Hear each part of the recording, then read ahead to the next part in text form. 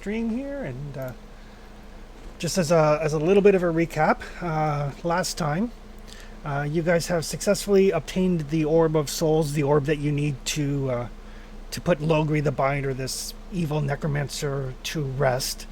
And Logri is bad enough, but it's the fact that he is essentially the living embodiment of his god, Naharliototep, that is the much bigger concern. No. A necromancer is one thing, but an elder god walking around is something else entirely. You hung out with the with Kazaki long enough to help them with the Turan army. At least drove the army back enough so the Kazaki could escape from their encampment, and made your way following a sort of star map that is on the horn that you guys got ages ago. Using your ice skiff to make good time. Things took a turn for the worse, though, when you encountered some sort of large ice dragon or ice worm that has demolished your ice boat.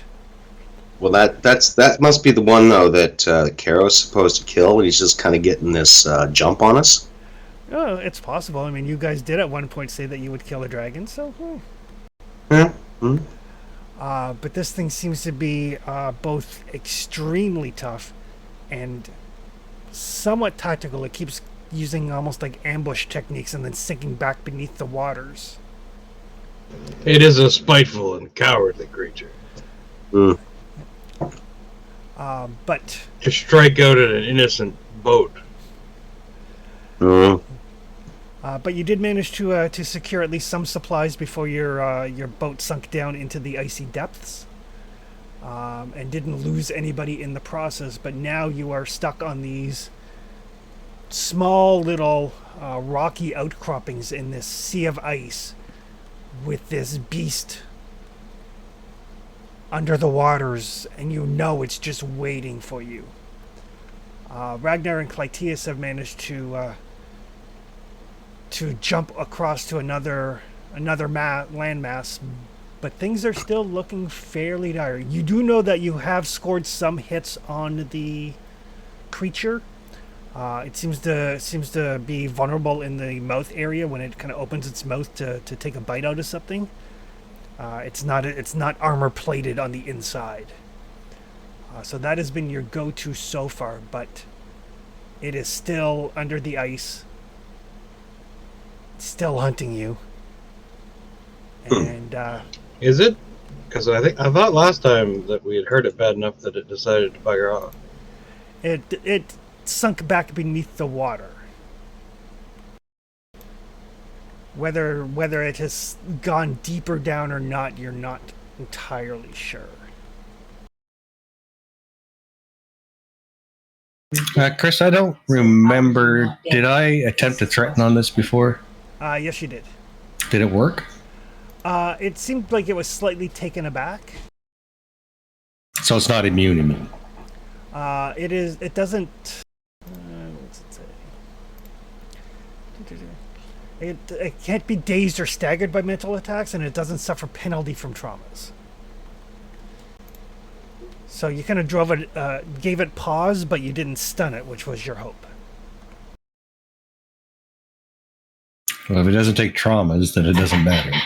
Might as well call it. Everybody's right? watched you. Yeah, it is inured to fear.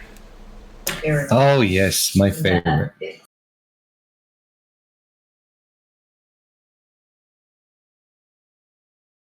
The bane to anyone that's threatened based, right? Yep. But yes, there are two very large holes in the ice.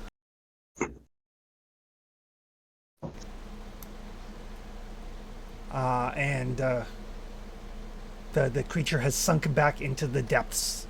How long, you don't know.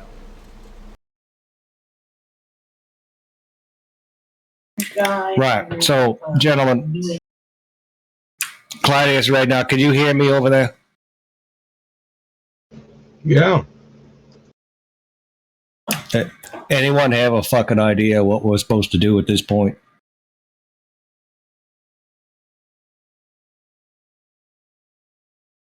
Uh-huh. Don't know I mean, none of us are dead yet. I think we're doing it, but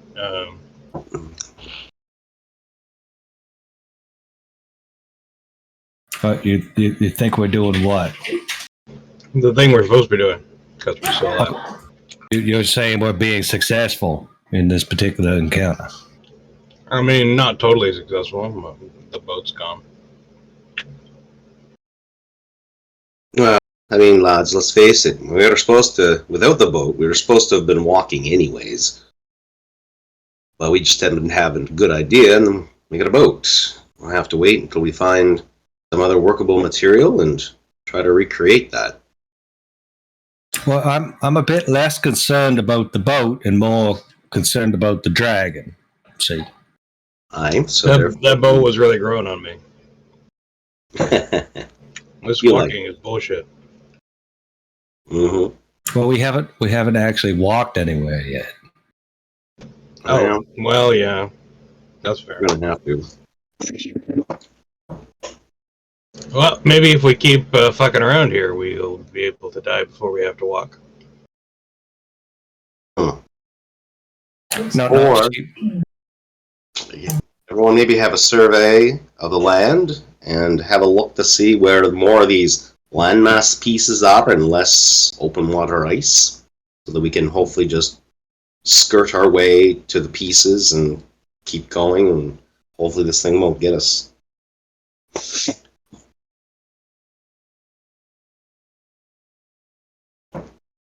well, I think everyone's looking at different things, different priorities, and I understand that everybody has their own priorities. But I think we should focus here, just for a moment.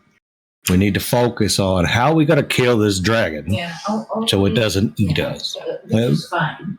We'll worry about boats after that, perhaps. Oh no, I was just thinking, Captain, about just trying to get away.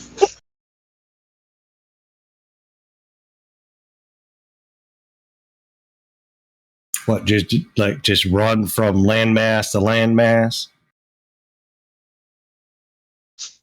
Aye. Let's see what we can do. Camp when we have to.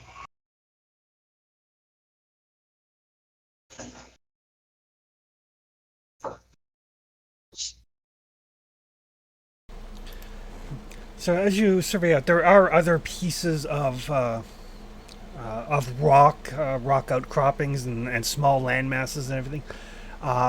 None of them are super large. They're all probably, between like 10 and 40 or 50 feet across.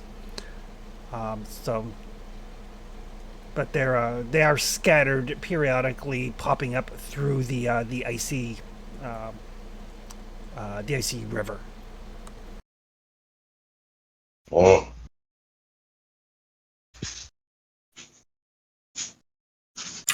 Chris, I'm going to pick up a fairly large rock.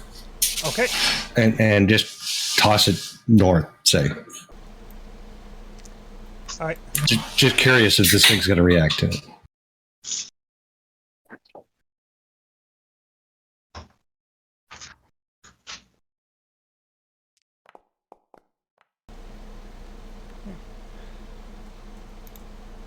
There is no reaction to it.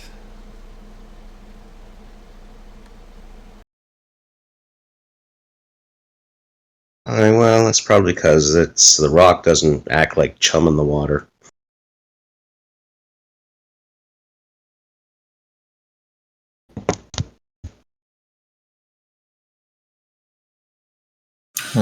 Yeah. Well, what I'd like to do is figure out a way to draw this thing forth so, Gladius and Ragnar can do the particular stabby thing. Just not sure how we can do that.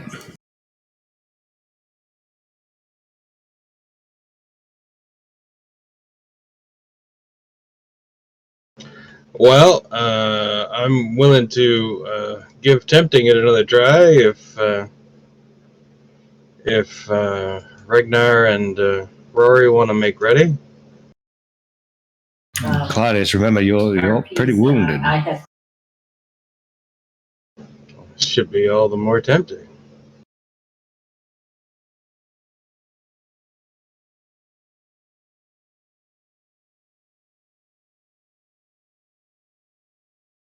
But I think we need to test it at the very least.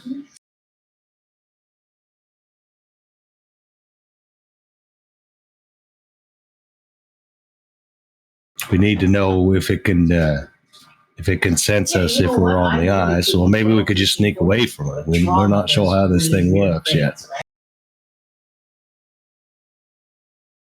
How sturdy does the ice look between the two holes? It's fairly thick ice. It's probably like a good 12 to 18 inches thick, if not thicker. So it looks pretty sturdy. Yeah, that's drive across the weather out in Minnow. Yep.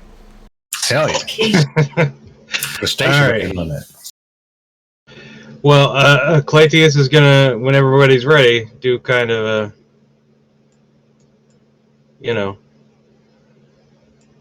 kind of like a dive between the two holes there, and then back across. Sucking pools of doom. Yeah.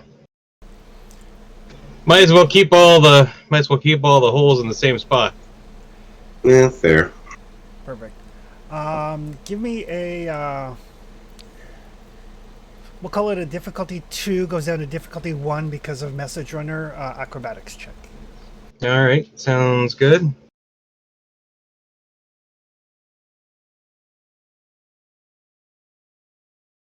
I assume the rest of us will ready attacks if it shows up. Okay. That's the goal, yeah.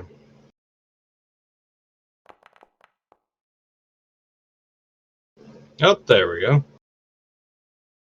Dun, dun, dun. So perfect. So yeah, you. It is slippery ice and it's wet from all of the water spray from this thing popping up.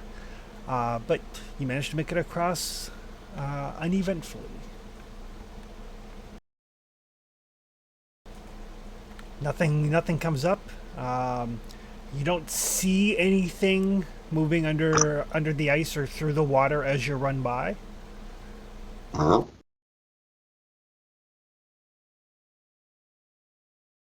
Oh, that's a plus. All right. Well, maybe we're in luck.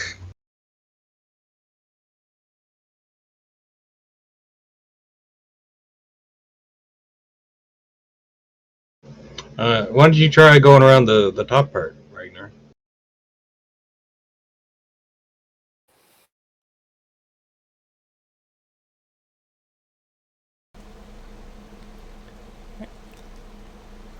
Going around the top part will be a difficulty 2 acrobatics test. Oh, maybe not then.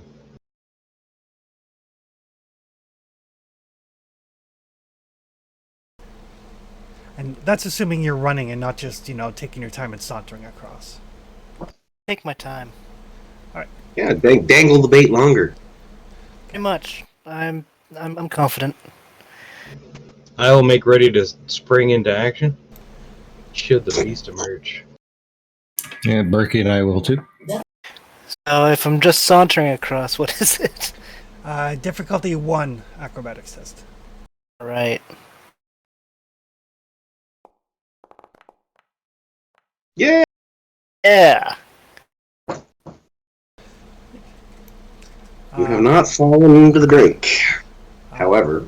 So you step out onto the ice very carefully, kind of keeping your eyes open.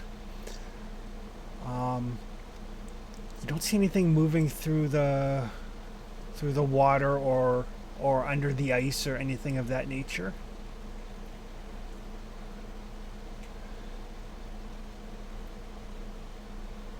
Kind of carefully step across.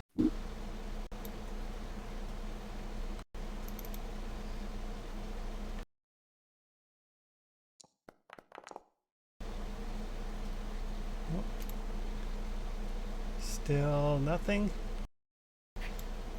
Gonna step up onto the rock with everybody else. But there is no sign of it anywhere. All right, so maybe we just slow and steady try to get the hell out of here.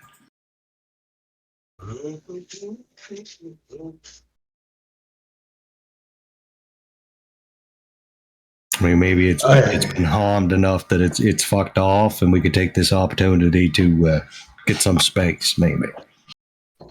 I definitely don't fancy going after it. That's for sure. Aye. Moving on is probably for the best. All right, we just want to do it quiet, like, right? Aye. And making sure we're on land masses and not straight ice. Agreed. All right. See how far we can get before this fucking thing finds us. Aye. So we're heading northwest. Perfect. So yeah, you kind of like take the moment to kind of like assay your situation. I mean, you guys are sailors. You're used to looking for like, you know, what's the landmass in case my ship sinks, sort of thing. Or where's the slightly hidden reef, and Exactly. because that would work for us too. And yeah, so there are some other land masses. Basically, I will get everybody to give me assuming you're moving carefully and relatively quietly and not just running full out. It will be difficulty 1 acrobatics tests, difficulty 0 for Clytius because of message runner. In that case, I will stay ready to react if anyone gets attacked. I am with Berkey, so.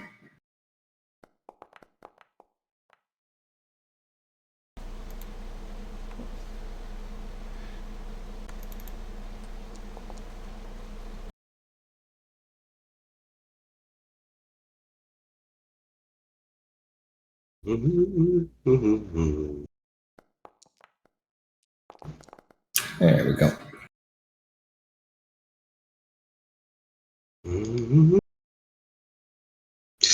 Ew. Hey, wise veteran really came through on that one. He should have been 1 dice though for Berkey, right? Oh yeah, because he's assisting.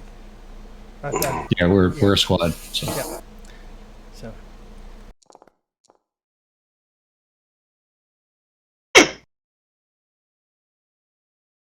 Oh no. Oh, one's enough. Yep. Yeah. Oh, apparently my fear of what's underneath the water is completely trumping my lack of acrobatic skill.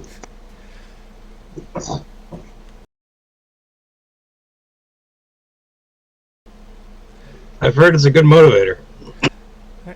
Funny how that works. And so, Clytius, you don't have to roll if you don't want to. You can roll if you want to generate momentum. That's entirely up to you. Well, I guess I could roll, unless it gives me some kind of advantage for like staying ready in case it attacks. I'm going to say the acrobatics test doesn't take an action, so you can still like ready an attack in case something comes up. All right, cool. In that case, I'll give it a roll. Basically, I'm just using one test to kind of simulate the entire walk across. That'll be 2 for the Awesome. moment. Perfect. And Ragnar. Acrobatics, eh? Yep. Yeah, difficulty that's one. what I was. Difficulty 1. I could re-roll the 18. Oof. Oh, nicely done. Ragnar is so acrobatic. He's used to the Yeah. ice. It's fine. Yeah, fear is a great motivator. Land of the ice and snow. Yes, you're part of the people born to this kind of world. So you guys carefully kind of pick your way across the ice floe to this next thing, and just as you kind of pull yourself off, up onto the ice. Clytia, since you're the observant one, you see off in the distance, a fair ways. You see the ice buckle a little bit, indicating that this thing is still around, but it's nowhere near where you are. It's probably a good, 200 meters away. Good, good. All right, slow and steady, boys. Let's get out of here. Keep an eye out for worm signs. But yes, the first senses test that I made for the creature ended up in a complication, so it was vastly out of position to sense any of you. Ah, Yay. good. The spice must flow. So you take your time, kind of carefully picking your way from rocky outcropping to rocky outcropping. Trying to kind of slide your feet as opposed to step, so that you're not making too much noise or vibrations. And you manage, after like a couple of hours out on the icefall, you manage to get to an area that you think is far enough away from this drake that, even though you're probably still within its hunting grounds, it's not going to detect you.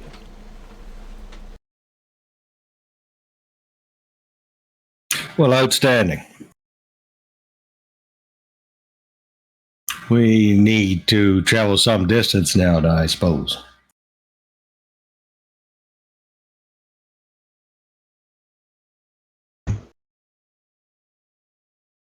Unfortunately. Dun dun. Yeah, as far as I could see, all I see at the very least is rock and ice. I don't suppose we can make another boat out of that.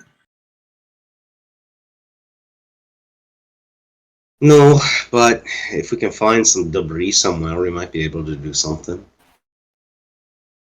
And eventually, we'll make it to the shore of some sort. And we'll go from there. But Might even find something that's close to civilization.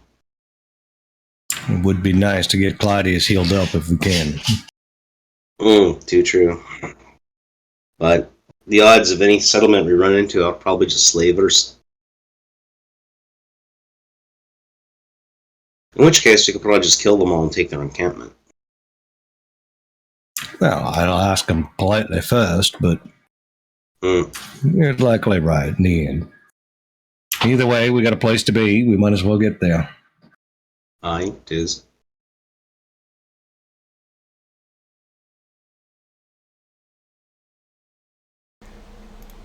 All right, so you guys set off across the snow and tundra. Bombadita, bombadita.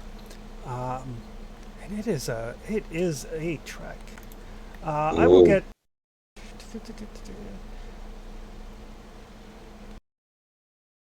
This would be the montage where the immigrant song plays, right? That's. But yeah, you guys travel for several hours. It's cold, but it's not like a cold that you're not prepared for. You guys did manage to secure your supplies from the boat, or at least the important stuff. So you've got your furs and your boots and your fur-lined hats and all that. Yeah, and the rum. And the rum. We might live after all. Yeah, priorities. And following the star map, you travel for a good distance until the kind of the weariness starts to set in, and you realize that you're going to need to set up a camp of some nature.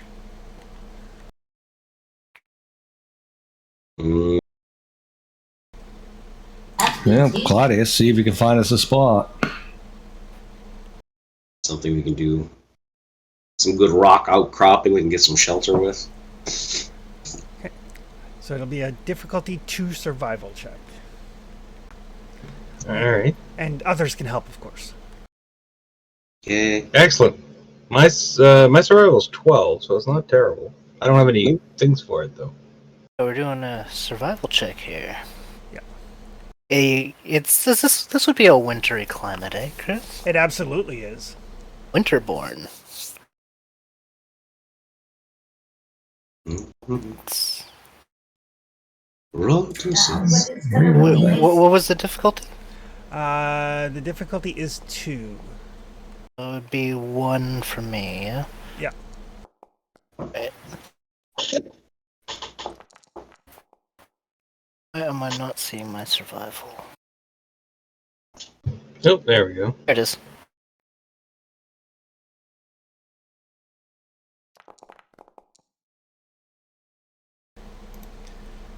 Perfect. All right.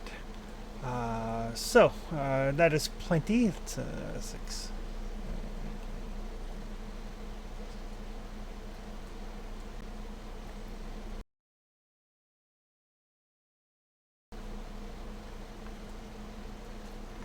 I think that gives us 4 altogether, doesn't it? It does. So there's a couple of extra momentum there if you guys have any questions related to survival.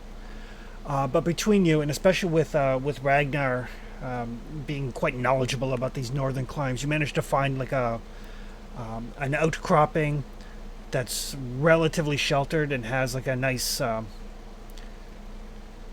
like a nice kind of stone reflective surface, so you can build your campfire up against it. I assume that you grabbed like some scrap wood and stuff from the remnants of the boat to burn. So. Mm. Oh, poor ice boat. Leave Still, nothing behind. still serving you in death. Mm-hmm. The mark of a true warrior. I think that's the first boat we've lost. I mean, if you don't count the first one. Well, that was an our Well, boat. that's It was somebody else's boat. boy. Aye, true.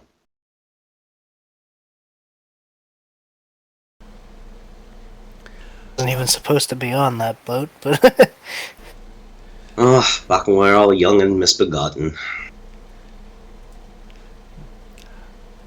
But yeah, as you guys kind of like set up your camp and get everything settled and break out the rations, there doesn't seem to be anything resembling game out here. Although you might be able to try ice fishing. No. As far as Clytius as a navigator can tell, on foot, judging from the star map and what he can piece together from the actual stars and his sunglass that he has, you're looking at probably about 10-ish days of travel. Ugh. How many days of food do we have? I'm gonna say that you have enough food to get there for sure.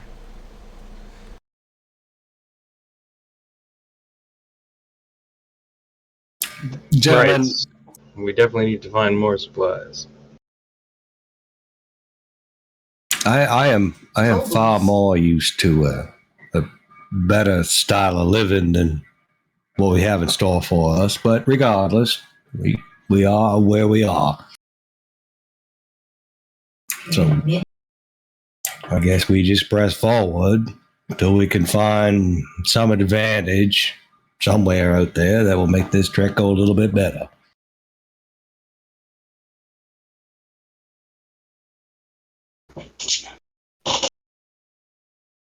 Aye, if we find enough material, I can try to remake the ice boat.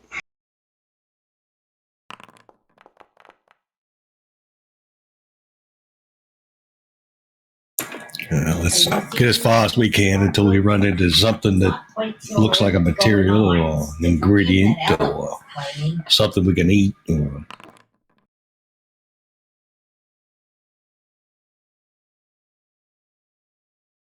Hey Chris. Yep. In Conan, can you spend momentum to have something happen?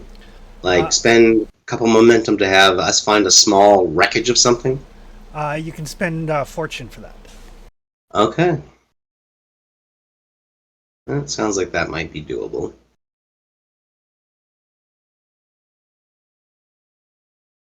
Well, Caro is remarkably lucky. I know. Just saying.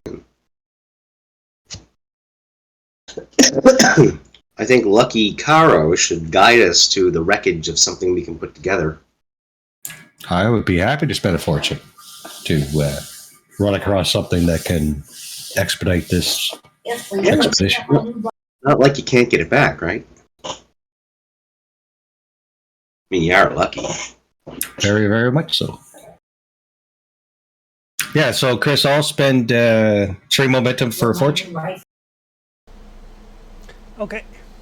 And try to guide the narrative towards us finding resources for in some fashion to make this easier for us. However you want to do that. Perfect. Alrighty.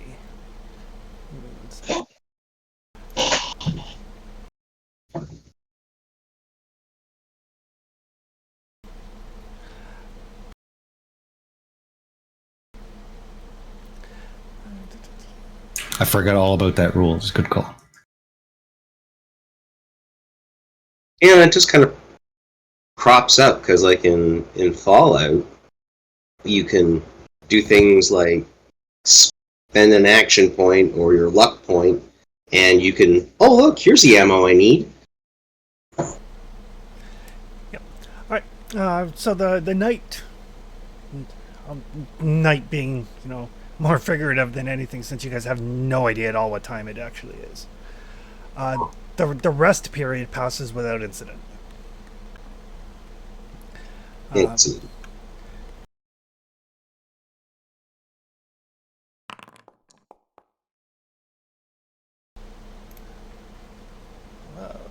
What is the weather like today?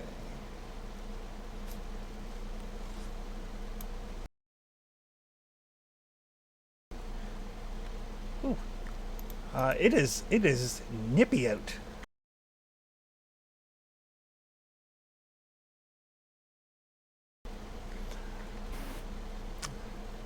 I missed this. So yeah, you guys get up in the morning, and it's one of those mornings where you have to kind of hammer away at your water skins a little bit to kind of break up the ice chunks. Knock the ice off the water basin to wash up. You can see your breath in the air. It is. I mean, you guys are ready for it, but it is cold, and it's probably only going to get worse as you head further and further north. On the plus side, though, it is cold enough that it's not snowing. oh boy. So small victories, as it were. Yeah, we'll take it. Ragnar, I hate this place. I hate it so much. Good thing it's not my home, eh? I didn't like that place much either. It wasn't as cold as this. At least they had mead. We had alcohol.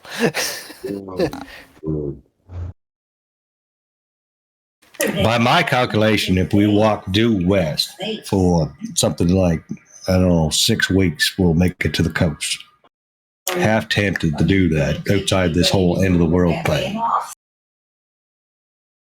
Still have to find a ship to get us back to our own.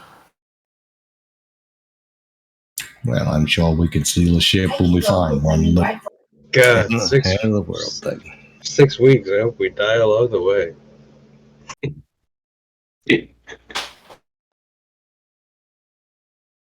But that's entirely possible, actually, given the situation that we're in. But regardless, we have a horn and we have an orb that lights up and big sparkly things and matches the sky. So I mean, Yeah, Coach. That's what I'm.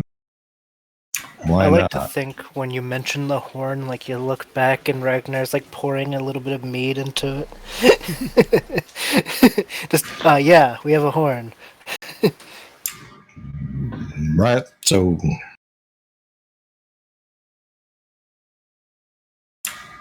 I guess we just keep going.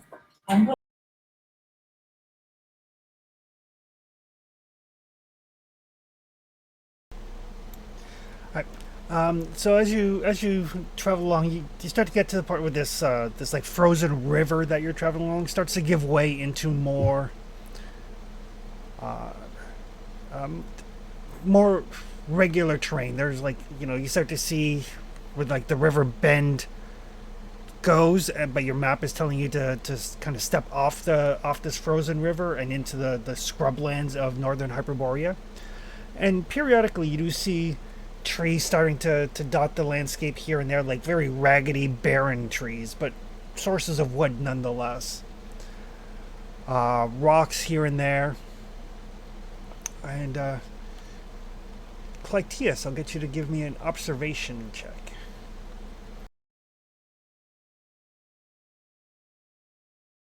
Okay.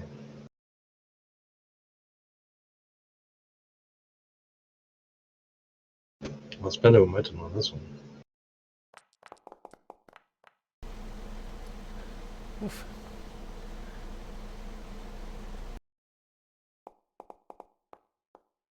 Yeah, now we're doing it. So you do spot off in the distance a little way near a couple of trees and like a little snowy hillock and some rocks. What looks like a small herd of wild boar.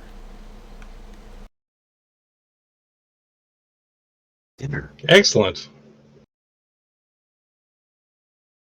Are they regular sized wild boar? Yes, they are regular sized wild boar. Just, checking. I guess I'll use my free one for how many? Looks like there's about a dozen of them, maybe a couple more. No. Oh. I'll point them out to people with bows.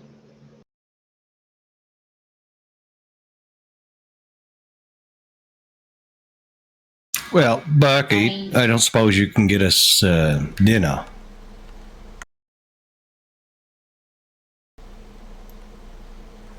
There's quite a few of them there. You might even hit one, Cap.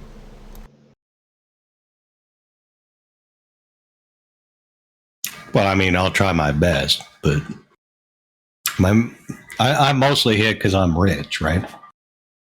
We want to make a game out of it then. You were lucky. Whoever gets the biggest one wins. Wins what exactly? Oh no, the juiciest piece of the boar. All right, fair enough. I'm gonna lean over to Berkey and whisper to him, just I'll give you a gold if you let the captain win. He's a good shot. I don't have to let him win.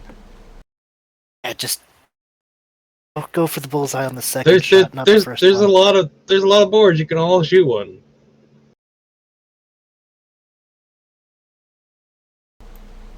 Make him feel good about himself first. Aim for the middle. So anybody who is sneaking up to get into bow range will need to make a stealth test. And Ragnar will do it too.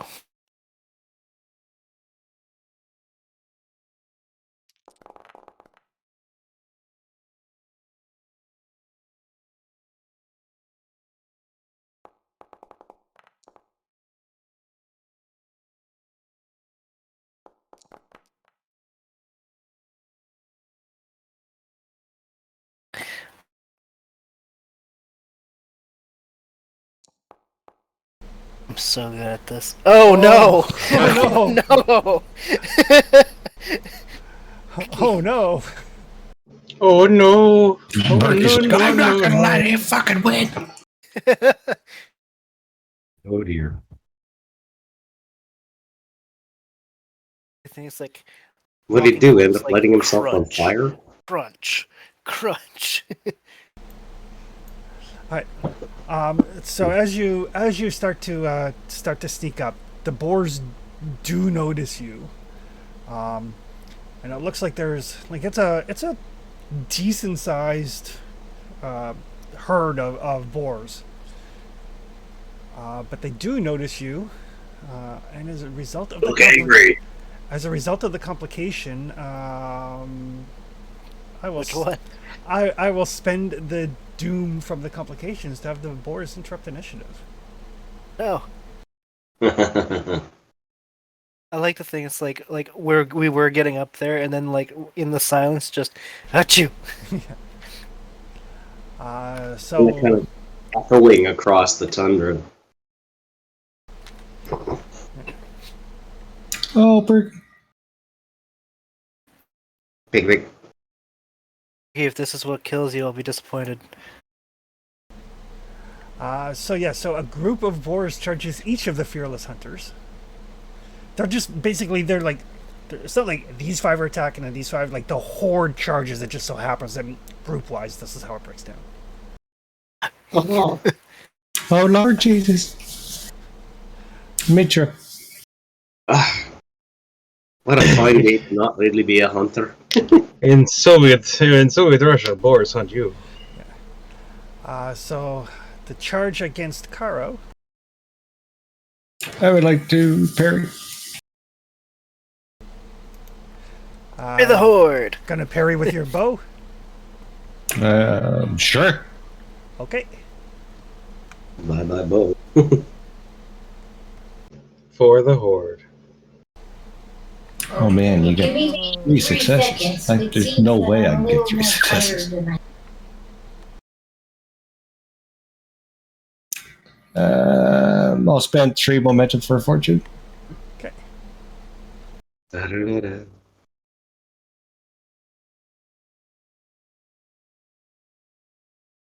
I'll reset my fortune points. Mhm.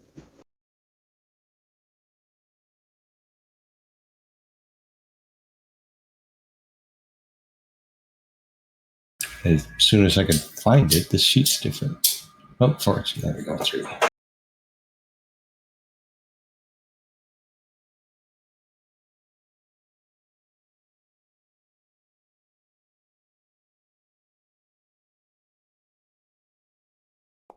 It's unlikely, but yeah.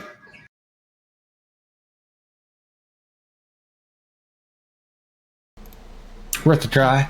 Right. So I get only 1 momentum.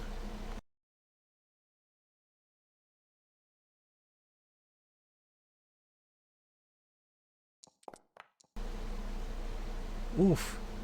Though that is going to be 7 damage to your right leg. Right leg. Brings that down to 5, which is still a wound.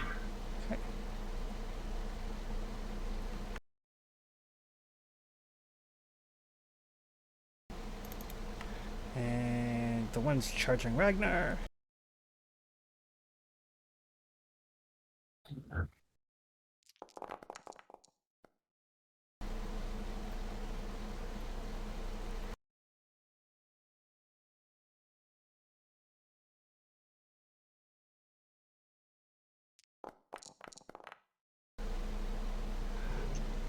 Here, but That is going to be 4, 5, 6 damage to Ragnar's torso. Can I also try to parry with a bow? Okay. I do. Parry skill, right? Yep.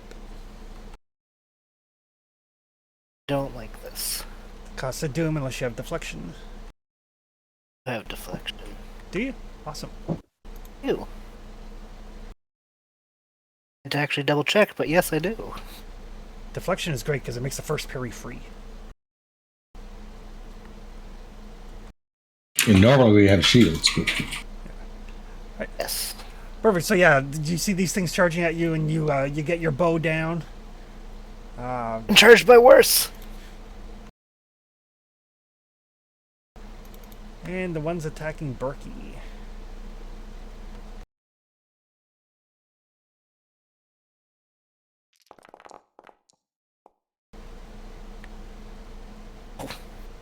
ouch. Ouch. Oh my god, lunch is winning. Right.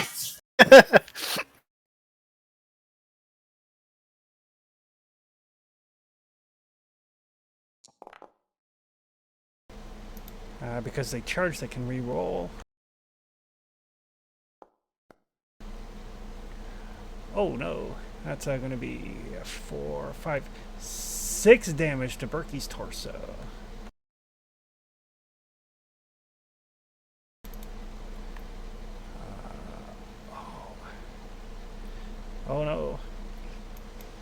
So one of the boars gets to Berkey and kind of like rips into his torso, and the wound that he already had there reopens. Ugh. Well, I see what I'm going to be doing after making supper. Doesn't that kill him? I got work to do. He's at 2. If he takes a third, he dies. Right. But that was them interrupting the initiative because of the complications, and you guys are up. Dun, dun, dun. I'll step in and try to take the heat off Berkey, I guess. Alrighty.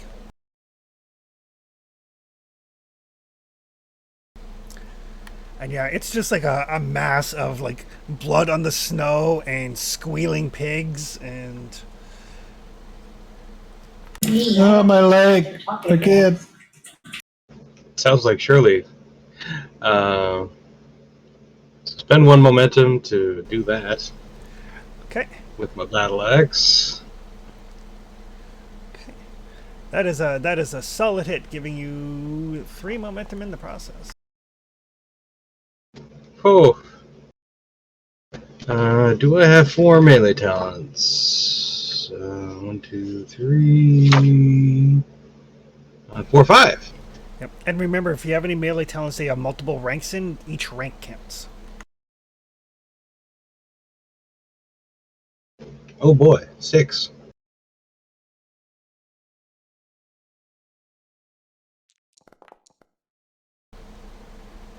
That'll do. So that's 7, 8, 9. I'll spend 1 for 2 extra from Blood on Steel. Right. So 11 damage. Yep. And if I spend 1 to make it 12, does that down a second one? You drop 2 and wound a third. Oh, okay. In that case, well, that's good enough for me. So yeah, Should get their attention. Yeah, so you jump into the fray, and like I said, there's like pigs squealing and then pigs dying, and there's blood splattering all over the place. It is messy. I'll spend a momentum to attack with the offhand. Okay.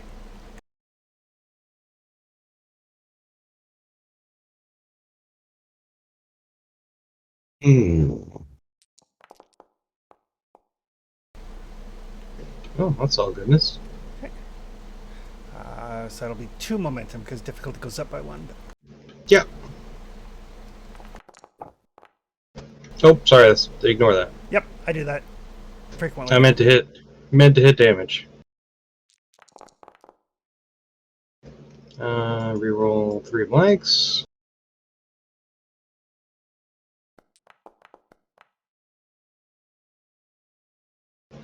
I'll spend 1 for Blood on Steel with that.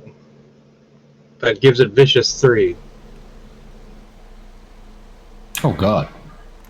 Does your knife have Vicious 2 already? Yeah. This one does. Yeah, I saw it and I was like, why am I using regular dagger for fighting? So yeah, that'd be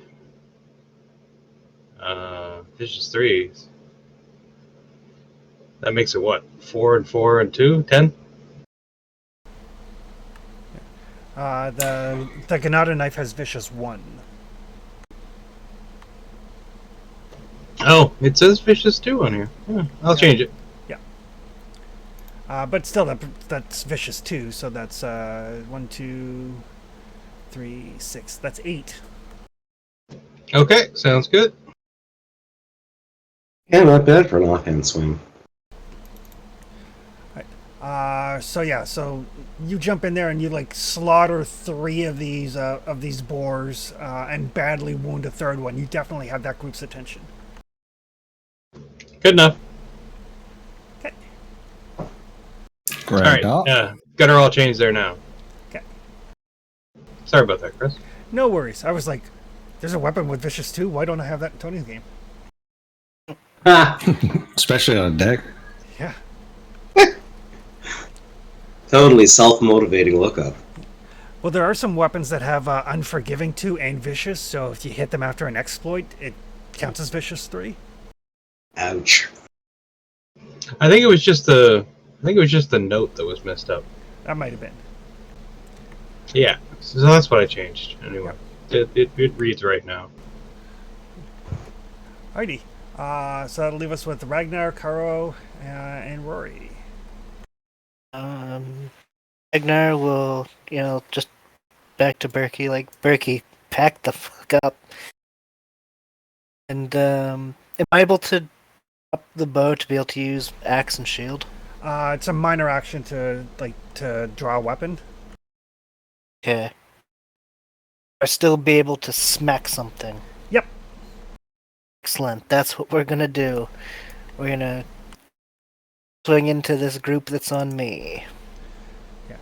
Generally speaking, like it's technically it's a minor action to ready your shield and a minor action to drag weapons, but I like to say that trained warriors can like ready both of their hands at the same time. It's like a reflex kind of thing. Yeah. Alright, I'm gonna spend 1 for 2. Okay. Put the extra one in bonus d20 or bonus momentum? Bonus d20. Excellent.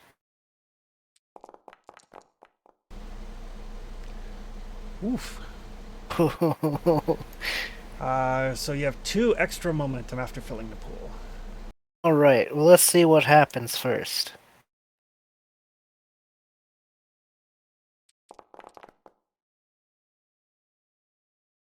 I will re-roll these 2.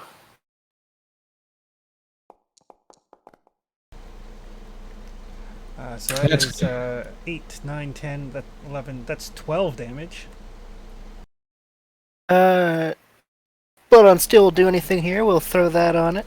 Okay, that brings up to 16 damage. And we'll throw another momentum on there from the bonus. So 17 damage. Do I have anything else? Kitchen sink. Actually, I take it there are wounds here, yeah? Yeah, but basically one wound takes out an NPC, and intense doesn't carry over. Alright, I was looking at Killing Strike. Killing Strike does specifically carry over. Right. We'll do 2 more momentum for Killing Strike. Okay. So I'll just outright inflict a wound on that one. Yeah. And that will be me.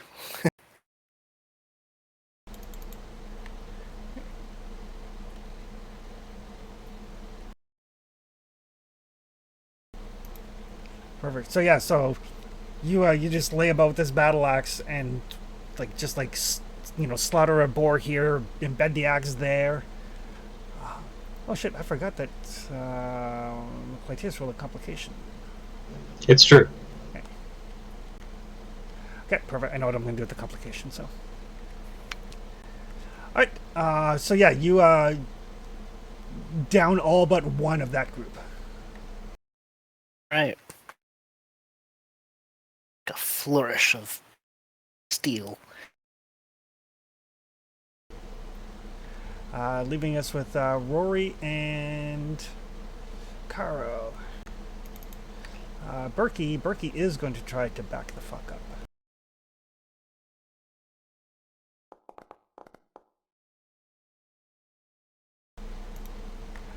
But not successfully. So he tries to back up, and his leg just gives way, and he just kind of collapses there. Okay, I will pull my short sword and shield as a minor. Okay. We'll use my big display against the group attacking me. Okay.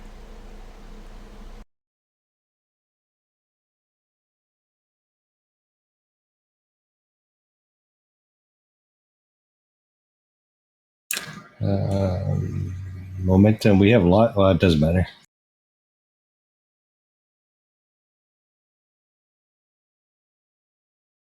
I get all the dice. Why didn't you roll the other dice? Because you put them into bonus momentum instead of bonus dice.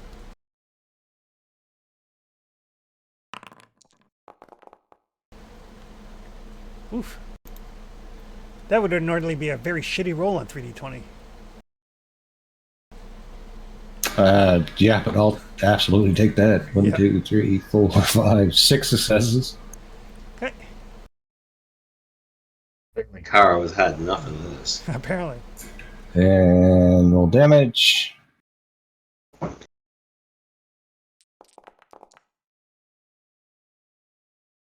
I'll spend one of those, leaving me with 5 to re-roll the blanks.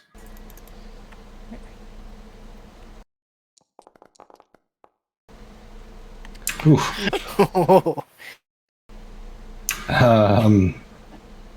Okay. Got a whole cow group right there that's gonna like roll over on their backs and wait to be slaughtered. They're probably just going to run, but Yeah. Yeah, that's... piercing 3 area stun. Yeah. So that's going to be enough to drive all of them away. Because the area... Just means we can find them again later on in our journey.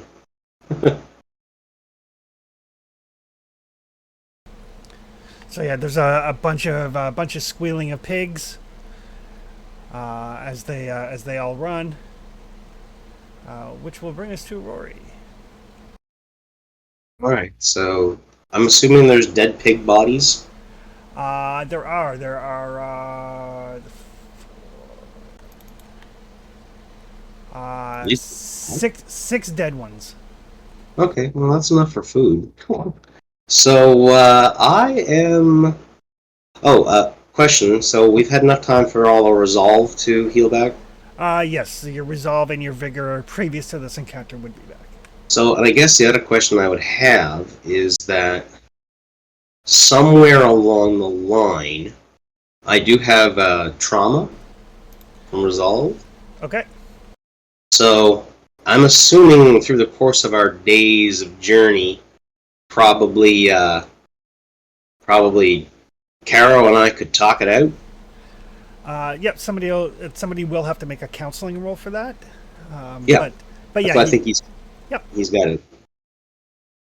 If Caro can make a counseling roll, we'll see if he can patch up my trauma. Lord knows I've done it for you. Yeah, sure. We'll just talk, drink rum, do the whatevers.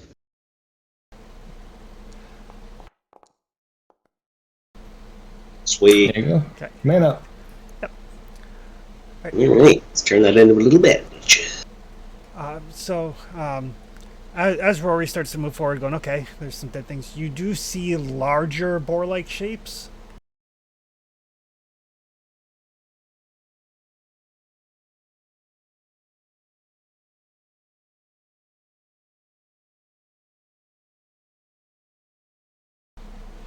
Good lord, we found the boar army.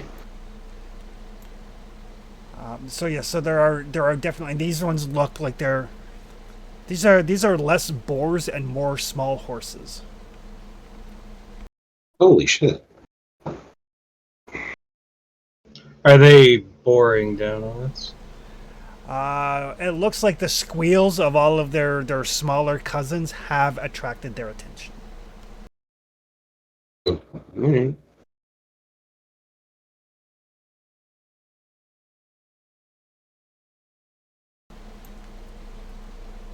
Well,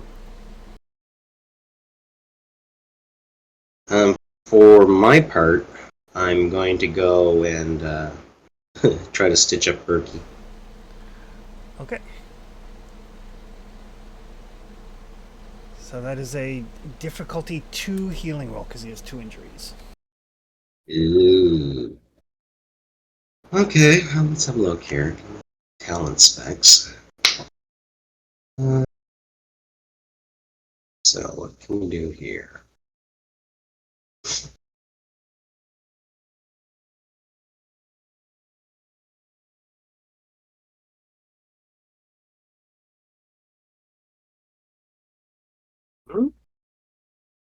He's not poison.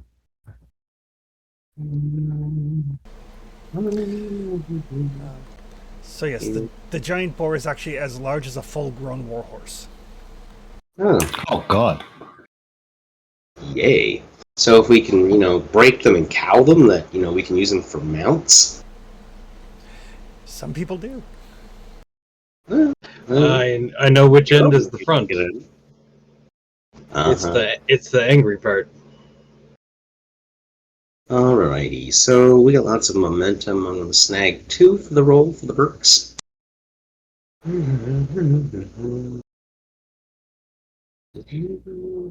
For the Burks. Yeah. Heal the Berks.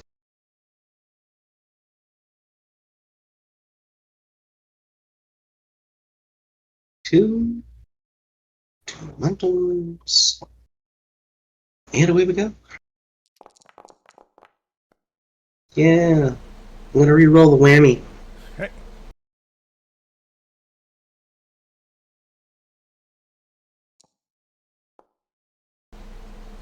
But not a whammy.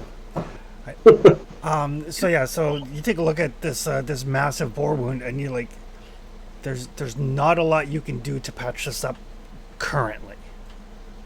Yeah, not in these conditions. But that will take us around to the boar's turn. Should be us, right? No, because the smaller boars took the initiative with the complications. Then you guys went. Then the giant boars go. Okay. So this one is going to lower its head and charge right at Clytius, since he had rolled a complication. Sure.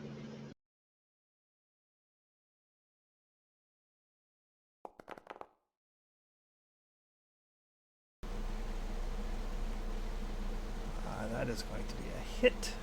When they I- charge, yeah. When they charge, I gotta they reach have a 3. Yep, they get a reach of 3 when they charge. No, bastards.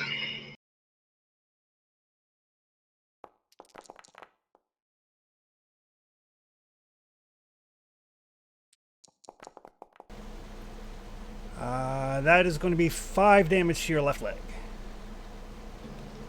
Be reduced to 2. Wait, sorry, 5. They have vicious 2. So it's 5, 6, 7 damage to your left leg. Gets reduced to 4.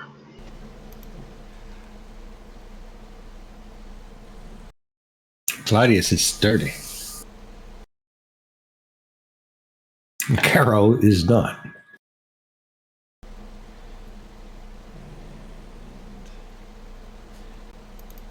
This one is going to. Carol rides crunchy. Oh, that one is actually going to make its roll and not tumble down the cliff.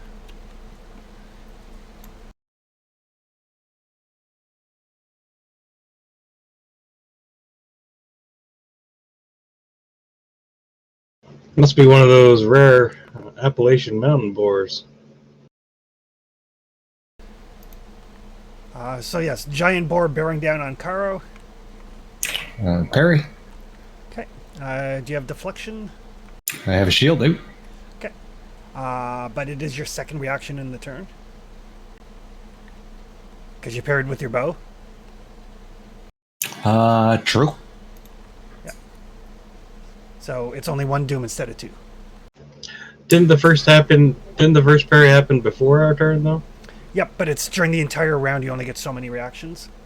It's still kind of one round, right? Yeah, it's still the first round. Oh, okay. Okay, I'll spend fortune on that.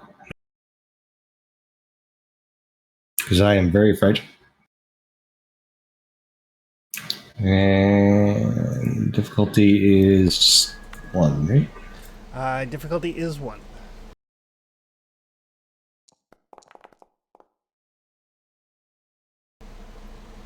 One success. Alright, so you managed to get your shield up. I'm going to spend the doom to break the tie in my favor. Okay.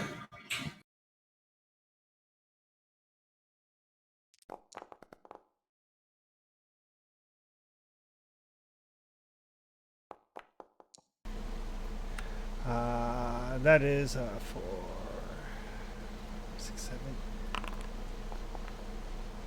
It's going to be 6 damage. To right arm. To right arm, shield blocks 1. Raise down to 5. Right arm is 4. Take 1. So yeah, so this thing slams into you, and you feel the shock and reverberation go through your arm, but your shield takes the brunt of it. I'm at 1 vigor. This boar is going to see if he's as nimble as the other guy.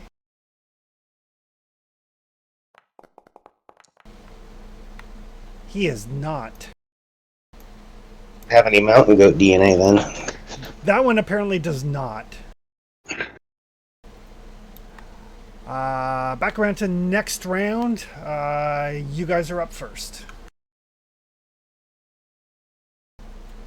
There's a giant boar harassing Clytius and a giant boar harassing Caro. Mine's really easy, so I'll steely glare at the boar in front of me. Okay.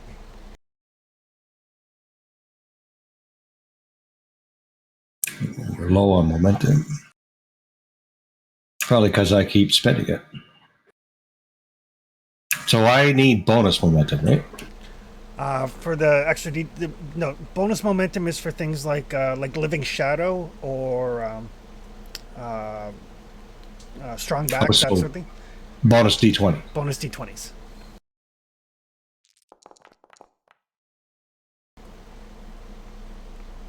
That's a lot. I'm not going to risk. Not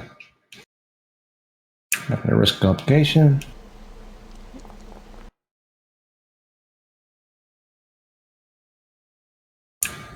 I'm actually okay with that. 4 damage, piercing 3, stun. I will spend the doom, and it is not stunned, and it does not back down. I'm perfectly happy with that. I'll spend 1 momentum to take a secondary action. Okay. I'll steal there again. Difficulty goes up by 1.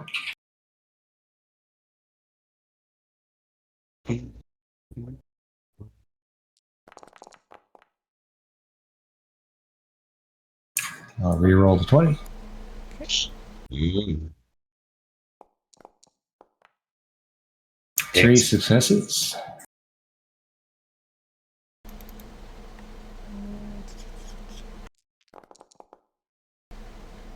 One sec here, because it is defending.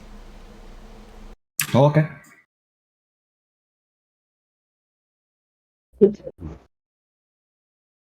Apparently, you got to work on your go on gets.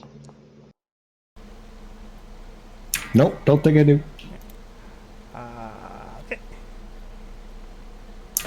Okay. So that is 4 damage. Actually, 5 would be good here. 4 damage is enough to drive it off. Okay, 4 damage. I mean, stun 4 and Yeah. piercing a lot.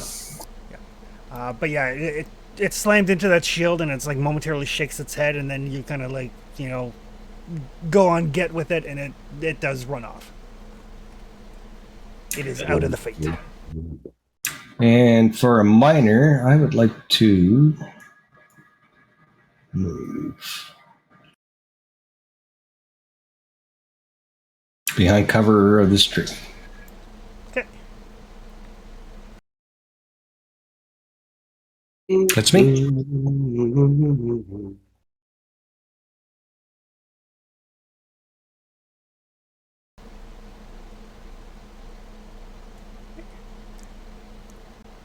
This is with Caro, Clytius, and Ragnar.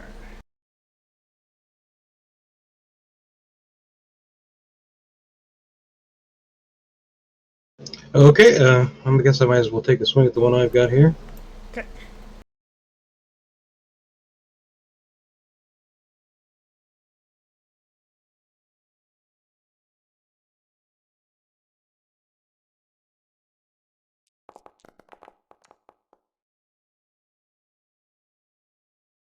Yeah, still good.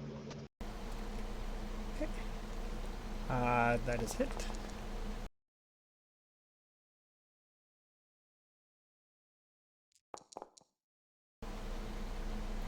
Ooh, there we go. We'll spend one for Blood on Steel. All right, so that's going to be 8, 9, 10, 11, 12, 13, 14, 15, 16 damage. Yeah. All right. Even with its relentless, that is enough to kill it. All right. Bigger boar. Still on the menu, boys? We're gonna have a great supper of lots of leftovers. That leaves us with Ragnar and Rory, and you do see like this other one that was up here was like trying to get down that cliff face and just couldn't do it. Howard. Did he have tumbled all the way down? Or? So.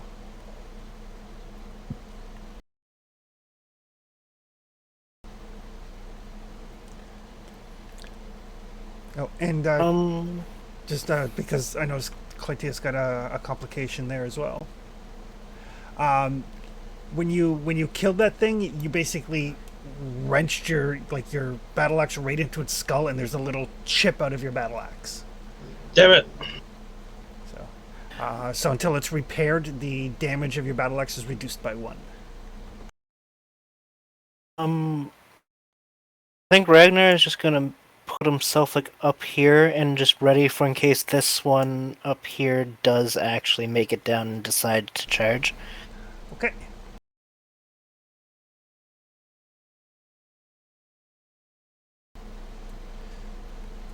So yeah, you get ready, and you can see it's like pacing. It's like it's looking for a way down. I do like the symbolic like a line in the snow in front of me. Just Rory.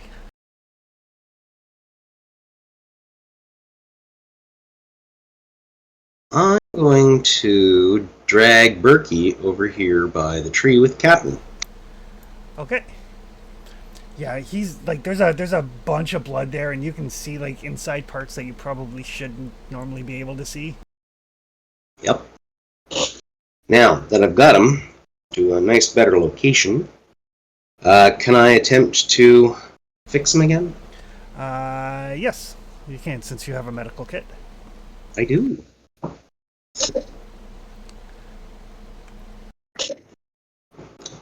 So let's go back. Check here now. That's not what I want. So yeah, it's like an emergency triage. You're like, okay, let's hey, Caro, hold this closed while I put some staples in it, sort of thing. Yeah. All right, so I'll use a dose out of the healer's bag, which will give you 2 bonus d20s with because it exists that way, because of a little to ease the pain. Perfect. Let's see here, and yeah. So let's try that again, and I'm going to use 1 momentum as well. Okay. So that'll give me the full 5 spread. Yep. And target is 2, right? It is.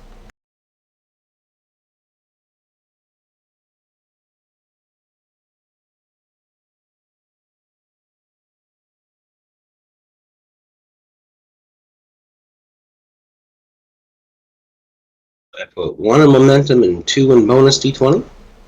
Yep. Excellent. And away we go.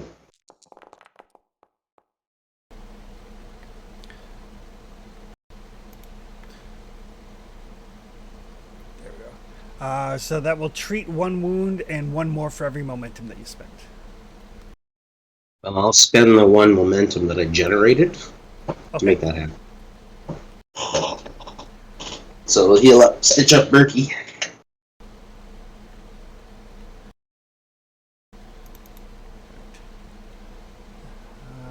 And this 4. It's like, that ain't go, lad. All right to get back on the fight.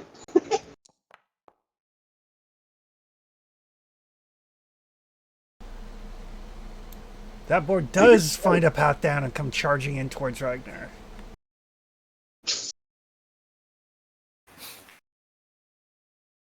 got this.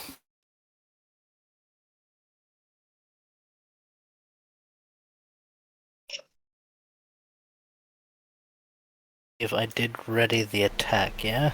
Yep. I think like as it's charging, I come up with like an uppercut, like X, trying to get right under the chin. What by the hair of my chinny chin chin? And I'll spend 1 for 2. Okay.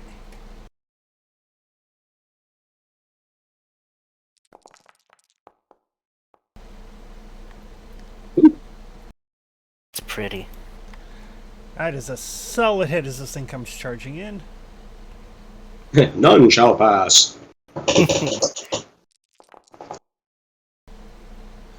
We'll reroll 3.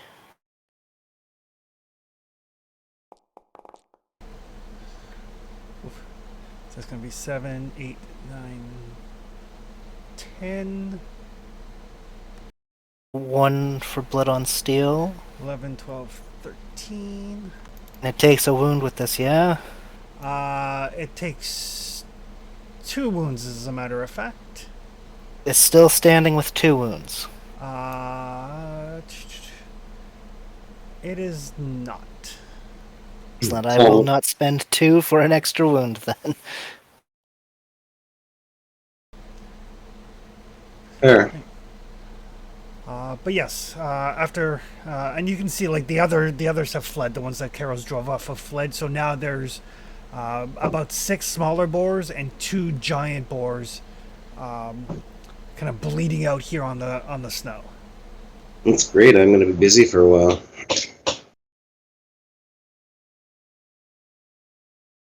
If any of them are still twitching and squealing, I'll start slashing throats. Well, yeah, they have to be kind of bloodlet anyways. We're going to eat them.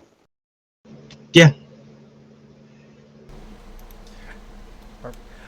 So it's going to take you guys several hours to butcher these. But there is more than enough meat here to get you through your journey. Yes, because cold. This shit's not going to spoil. Yeah. And I'm also assuming like part of the butchering too is to get the hides and stuff in case you guys need to use the hides for anything. Yeah. Hides, tusks, things like that. Yeah. And yeah, between Ragnar and Clytius, they can definitely like carry the stuff easily. Well, I don't suppose you could get this leg looked after.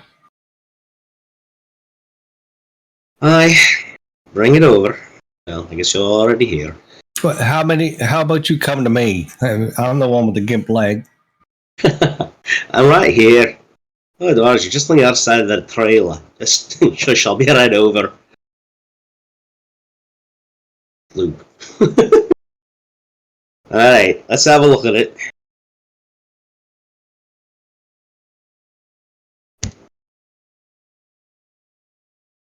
So, what is it with you and legs?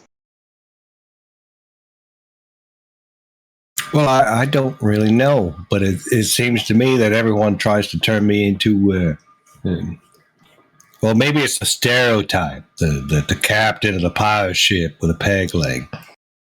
Well, could be. Maybe You gotta stick and move. You can't just stand there. Claudius, my job is just to talk and make sure that you all get wealthy, which I think I've done quite well. I'm just saying, while you stand there talking, they're gonna freaking beat the crap out of you. Well, no. See, you're supposed to be in front of me, so this thing doesn't get to my leg. Look, it's half chewed off. It's fine. It's Roll a little snow on it. probably like an impact break, I would think.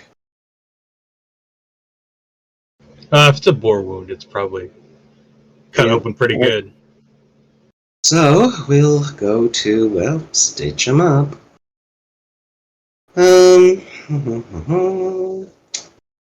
Just the one wound, so just a D1? Yes. Yeah. Okay. So, I'm gonna grab Oh, let me see here. I'm going to grab momentum from the pool. Just get that extra funky dice. Uh,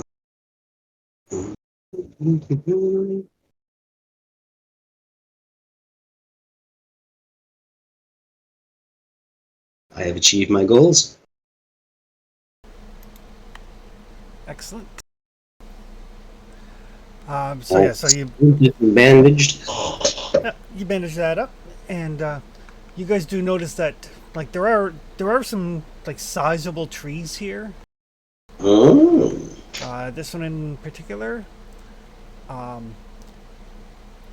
mean, you might be able to make something similar to what you had. It won't be nearly as good because you don't have the tools or the capacity to like necessarily shape the wood and everything. But you could definitely make something similar, or even like sleds, or snowshoes, or skis, or anything along those lines.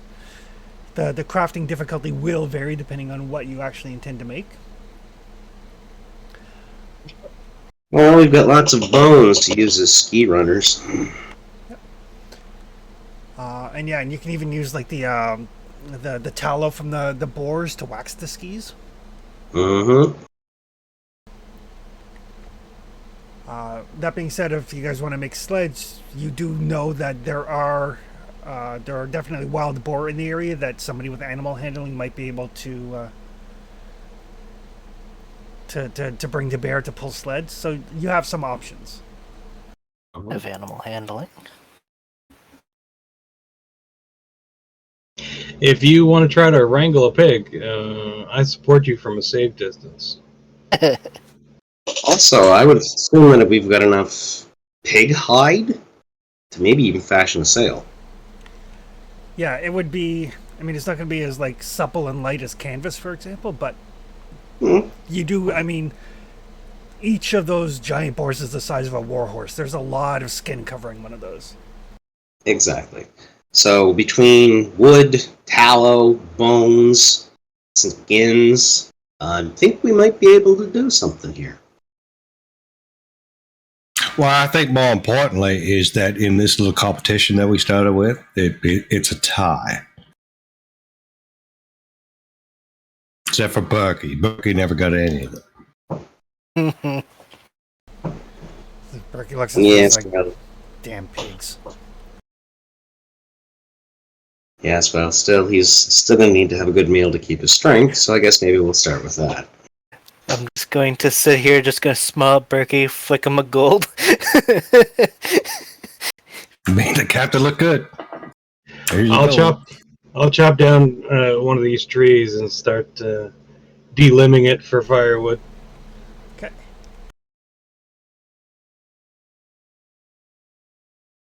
All right, execute Biggest training montage. shit-eating grin on my face when I do it too. This is like the scene in the A-Team where they make up the impromptu weapons. Yep. Yeah, sharpen all the punji sticks. Yeah.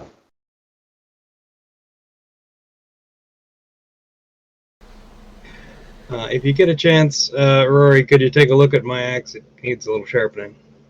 I is. I'll look at it. How bad is it?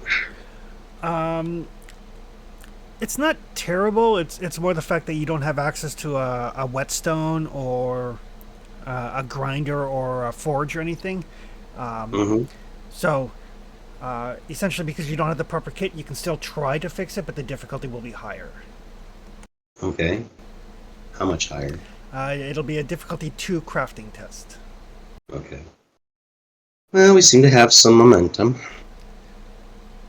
And that's, it's a matter of like, kind of warming the blade up in the fire and taking it over to a fairly sturdy rock and kind of banging it out a bit and then sharpening it.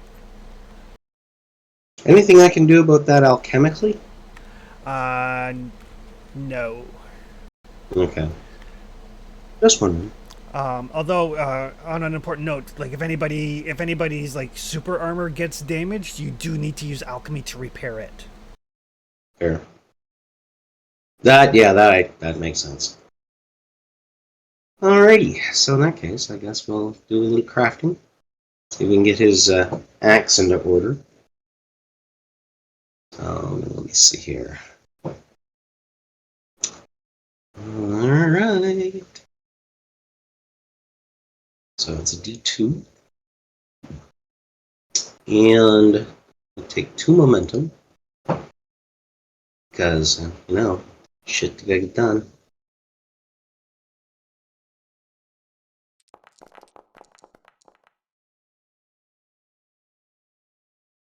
Excellent.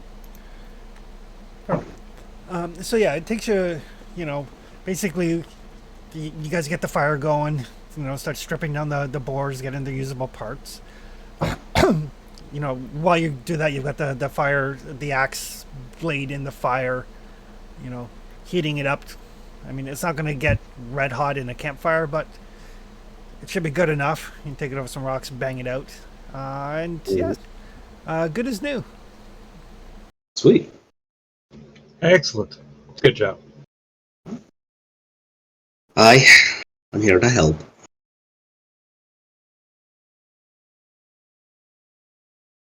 So, next on that, I'm assuming we're going to just have supper and then we'll start with making things. So yeah, I guess we'll get everything stripped and cleaned and whatever needs to be done. Yeah, it's going to take the better part of the day to get all of these boars processed and all of that sort of stuff. I think we've got, shelter and stuff here. We got lots of food to eat. And obviously, we can make fire. Yep. All good.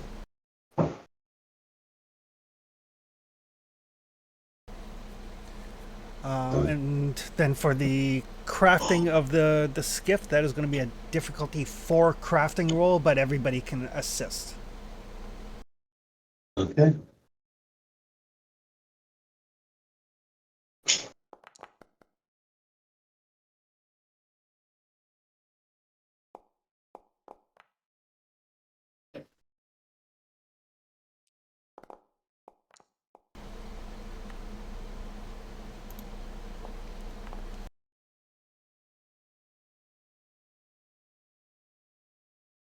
Rerolls for everybody.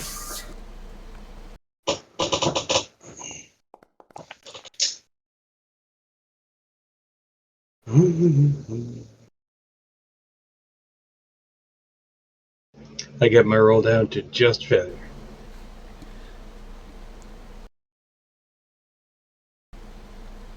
Just failure is better than complications.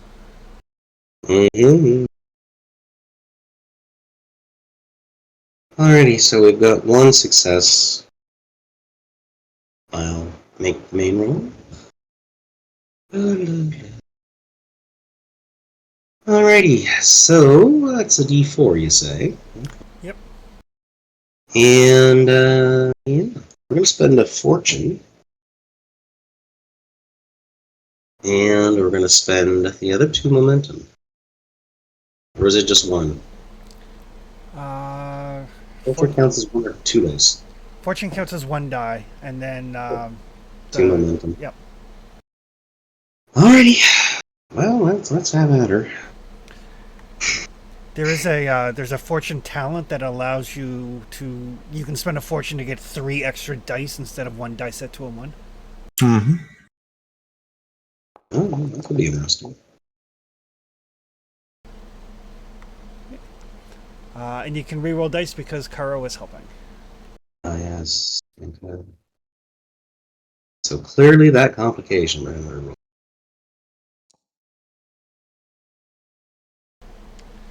Now. But that is 3 successes from you. Right, and 1 from Berkey. And 1 from Berkey. So we hit the 4. Cool. Right. Thy will is done. So you guys, work away on this until the wee hours of the, non-rest period.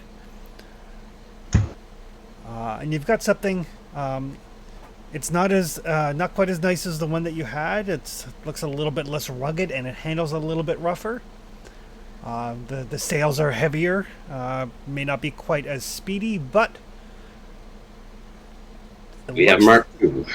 but it looks like it'll work. You guys have. All right, there you go, Clytius. I got something for you to drive. I mean, I wouldn't call it the Kraken by any means, but it'll do. Aye. As I say, any port in the storm, or in this case, any boat on the ice. Aye.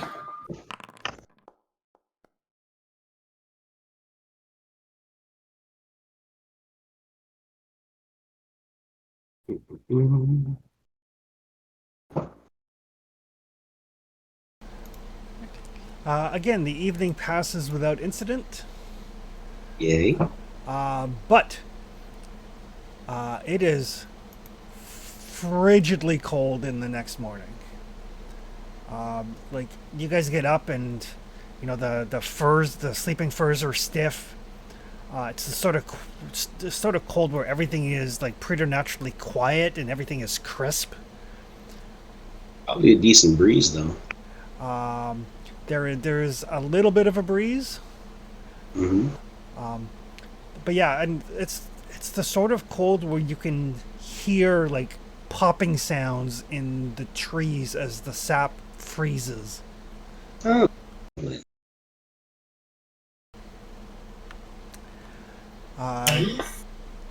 So basically, you're saying we're in Winnipeg. Yes. So any acrobatics, animal handling, athletics, healing, or sailing checks are increased in difficulty. Wow. But Glad to get you all fixed before then. but observation is easier. Mm. Ragnar, you know I love you. You're one of my family. But I'm not very happy with you right now. Not that it's your fault. I'm just blaming you because there's nobody else to blame here. I'll blame Logri. Yes, when all fails, blame one of the gods. Nope. Well, listen. Let's get in this boat and let's head as westward as we possibly can while we still complete this quest, shall we? I would like to see water. Agreed, Captain. Let's just face it, though. If it hadn't been for Logri, we could have been back on the ship by now. I would have had my honor back. Everything would have been perfect, and we could have been back out at sea by now. Unfortunately, we've been thrust into the position of having to save the bloody world again. But see, my problem with this whole situation is that we're trying to save the world. We're not even getting paid for it. I know, and we're not even really getting recognition for it. But My oh well. whole thing is this: if this happens a third time, let's just go the other way, okay? Well, we're part of the world. We have to save it if we can, obviously. But And there's other heroes out there. is there? It doesn't seem like it. It's not been my experience. Just because we haven't met them doesn't mean they're not around. But irregardless, we're stuck in the middle of a godforsaken place, and we're freezing to death. That's Claudius. Can you see if you can get this thing moving?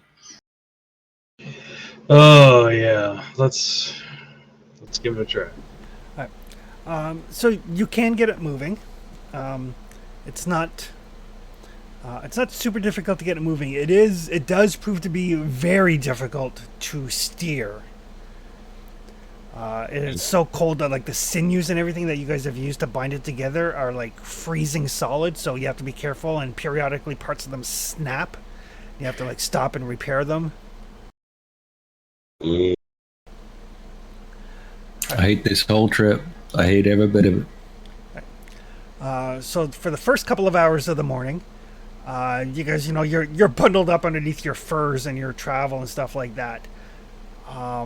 And the first couple of hours pass without issue, but after that, it starts to get cold, and I'm going to need everybody to give me difficulty 1 resistance tests.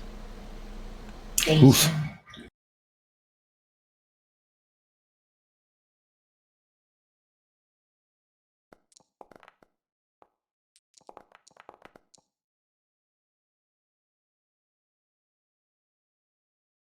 Generate one.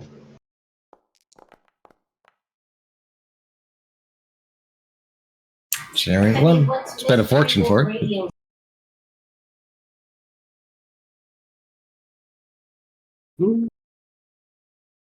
All right, resisted.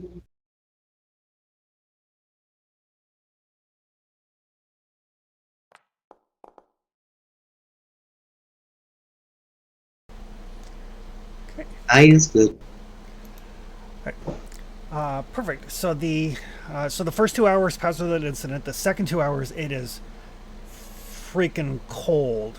And as it starts to get around to like lunchtime ish, you realize that it's only going to get colder. So it's up to you guys to press on. Basically, because you guys have cold weather gear, rather than rolling every hour for exposure, you're rolling every 2. And the first 2 hours of the day are free. So first 2 hours are fine. Second 2 hours you just rolled for at difficulty 1. The next 2 hours are difficulty 2. Claudius, find us some shelter. We're going to have to hole up until she warms up a bit, I think.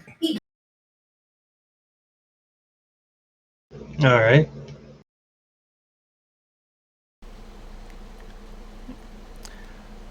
That would be a difficulty 2 survival test.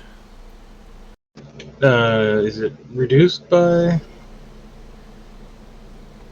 You said observation was easier. Observation is easier, but not survival. Oh, okay.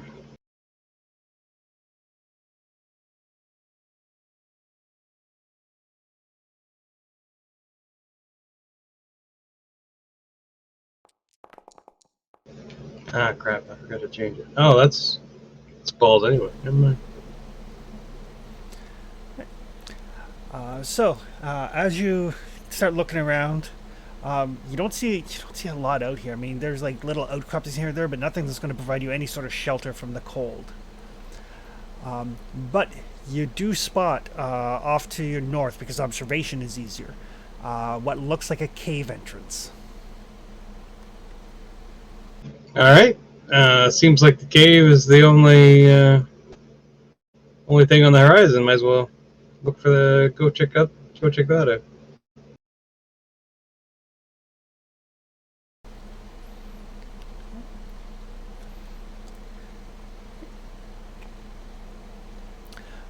So you make your way towards this cave, and it's up like a little bit of a hill, kind of like carved into a like not a large mountain, but like a small mountain. By the time you guys get there, like you're having trouble feeling your fingers, your nose. Like when you breathe, you can feel almost like breathing like crystalline structures into your lungs. It is so freaking cold. It's probably because we're all Canadians. It's probably around minus 40. Okay. So more like Fort Mac now. Okay. Yeah. But the good news is that the cave does seem to be very sheltered. The bad news is that you see what looks like frozen blood splatters and iced over human-ish and animal bones at the entrance. Oh, yeah. Ah, good. Oh well, it wouldn't be a cave to settle down without having a good fight. For those paying attention at home, this is what's called success at cost. Yep. Claudius, Ragnar. Task successfully. I don't care what's in this cave. Go kill it. We need to warm up.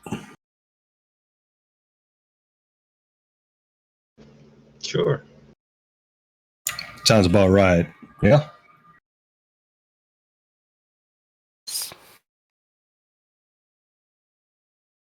Now, Rory, if my understanding is correct, if we have some shelter here, you could potentially warm this place up a little bit. Oh, aye. We can do what we can. Assuming we're out of the elements, as they say. Aye, well, we did bring a bunch of wood and whatnot with us because why would we not?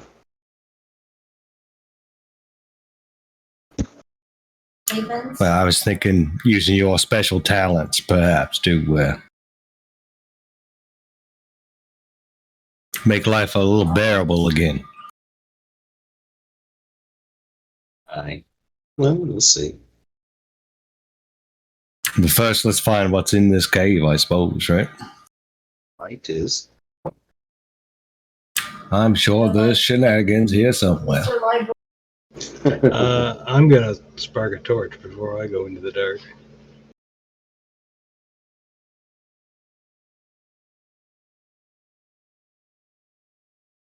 Torch in one hand, axe in the other.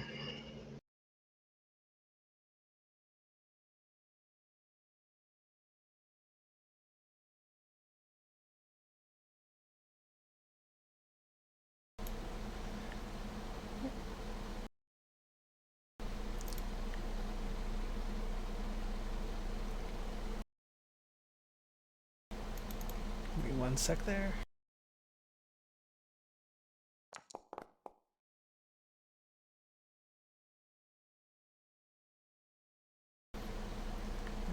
So as you start to move in, Clytius, give me an observation check.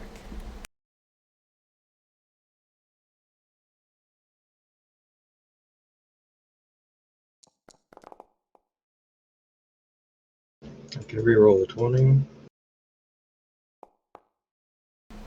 Then do a more different 20.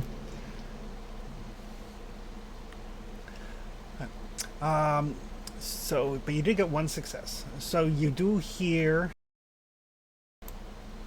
sound of something moving coming from down that direction. I'll point that way to Ragnar and start moving down that way. I'll flank the other wall. I think if you're on one side, I'll go down the other. Sure.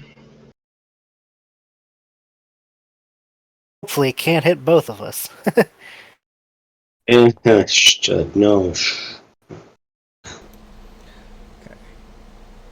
So as you guys start moving down, out of the darkness,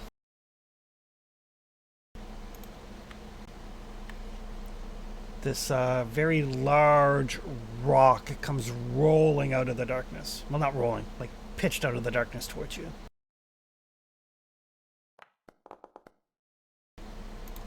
Let's see. Oh, there's 2 of you.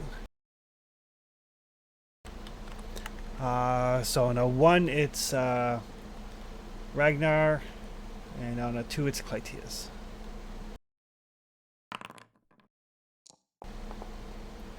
Clytius, your right arm takes 2 points of damage. Alright. Bounces off. Yeah, right arm doesn't care. But you are knocked down and stunned. Okay.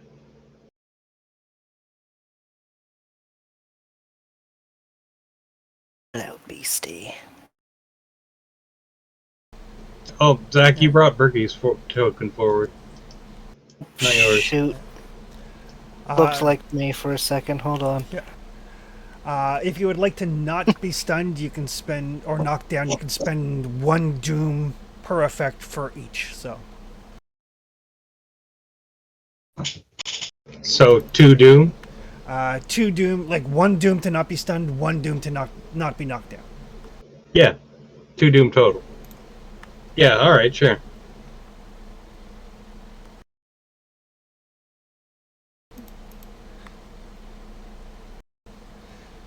And yes, whatever, like it's a large rock that hit you with a fair amount of force. So whatever is down there is both large and intelligent enough to use ranged weapons. Yay. Some of us resemble that remark.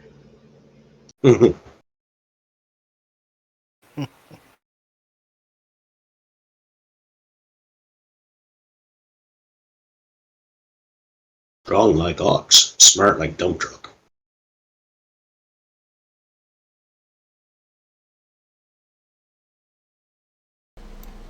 Just quickly drawing some zones. So,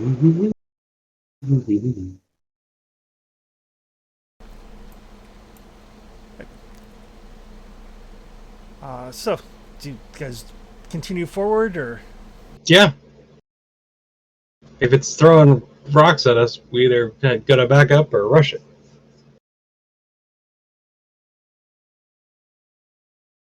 All right, Rory, Berkey, we're with him. Can't stay here by ourselves.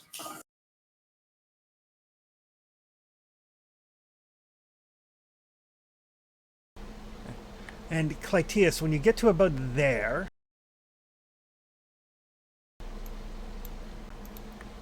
just kind of at the edge of your torchlight, you see like a white furred shape moving. Okay, I can't move to the next zone unless I want to use my action, right? Correct.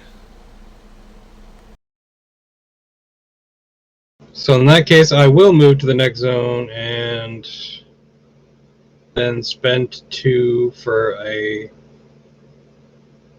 another secondary action. Okay. Spend 1 because And- you're using a different tool or whatever. So. Okay.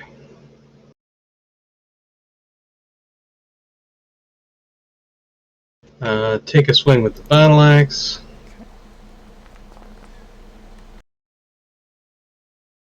Those are all good. 1 sec here.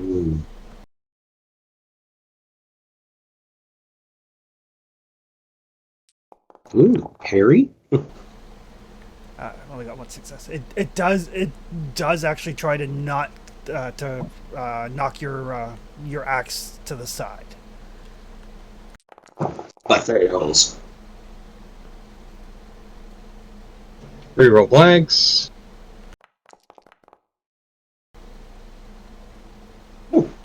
That's going to be a great blood on steel. It is, isn't it? Oh shit! So that is 15 total. Yeah, that's how that works. It is still standing, briefly, but then because the battle axe is also intense, it takes a second wound. But it's enough for you to know that 15 damage does not reduce its vigor to 0. That's all right. They can be tough. I don't care. Mm. Just took some time for it to slide out your axe. Yeah.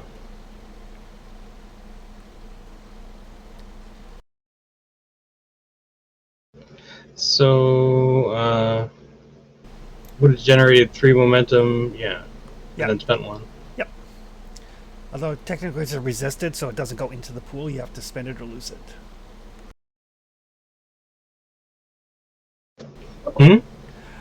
Because it was a struggle, it doesn't go into the group pool. Oh, I can't buy another action, I guess. No. So we don't need any more damage. I guess that's good then. Okay. All right. One of the hidden advantages of doing a parry or defend is that the momentum from that struggle doesn't go into either pool, right? So. All right. That will leave us with Ragnar, Rory, Caro. I'm gonna move. Minor action, light a torch. Okay. And I'm gonna move to here. Okay. And I can't see nothing, so that's it. Yep. You see Clytius standing over a dead ape. Yep. How many could there be? Can't be that bad. I get to learn to not say these things, laddie. Again, I will come down and join the torchlight. Okay. On Berkey.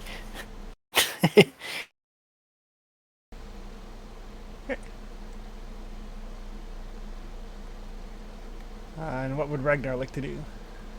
Ragnar's actually going to move up with Claudius. If he can this round. Okay. Oh, they're tough, Ragnar. Hit them hard if you can. Oh, will do. Their turn.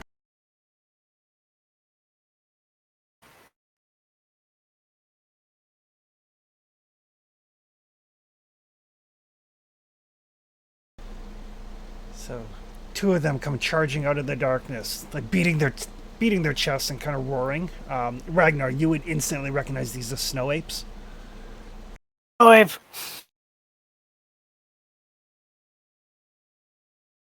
Auntie? Goddamn monkeys. Big, snowy monkeys. But at least there's no sign of third arms. No, there are no multiple arms. They're not like the white apes from John Carter. Yes.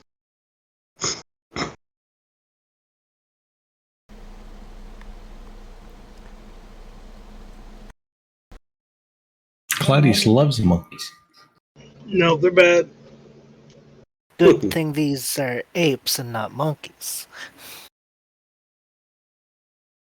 Aren't apes just really big monkeys? Surprisingly not. Monkeys with delusions of grandeur.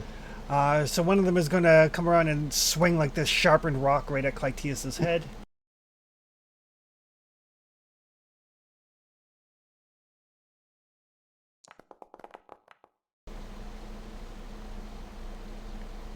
Ooh. What's his reach? His reach is only 2, so that is a miss. Nice. So like he shatters shatters this rock across the stone beside you. Leaves a big gouge. You realize these things are phenomenally strong. But I have played Knifey Spoony before. And then it is going to spend a doom to do a second thing. And it just beats on his chest and lets out this roar.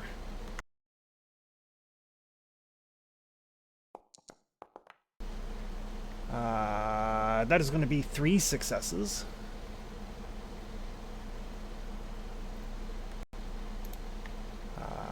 So that'll be 1 doom. May as well spend that doom to add vicious to this. So it's going to be 1, 2, 3, 4, 5, 6, 7, 8 mental damage. Carol gives you 2.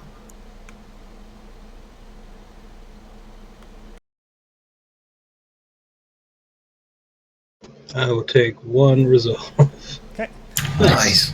Okay. And You've got your own emblem, right? Like your own talisman? That sucks up, what, 3? yeah, his talisman of Mitra sucks up a Yeah. considerable amount. Yeah, it's very good. Well, that's why he didn't take my talisman, because mine only did 2. His did 3. Neither. But you are stunned unless you want to give me 3 doom. Ooh. I really don't want to be stunned. That seems bad. No, you don't. Bash them in the All right, head. spend it. Yep, guess so. Okay. That's it. I'm in the back, so. And then this other one is going to swing its sharpened rock at Ragnar.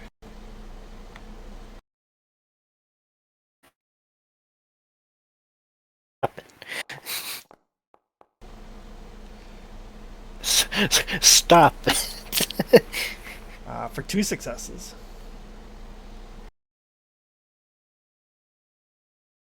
I would like to say no. You would like to parry? Yes, please. Okay.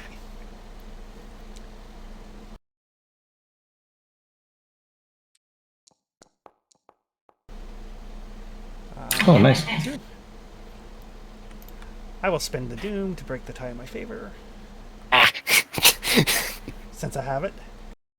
Might as well, eh? Might as well. All right. Oof. So that's going to be to your Ugh. torso for 5, 6, 7, 8, 9 damage. Damn. I can Vicious cycle. like try to get my shield in the way of that. Absolutely. How many dice was that again? What type of shield is it? I'm not actually technically grouped up with anybody, so it's just a normal shield. Okay. So it is 2 dice.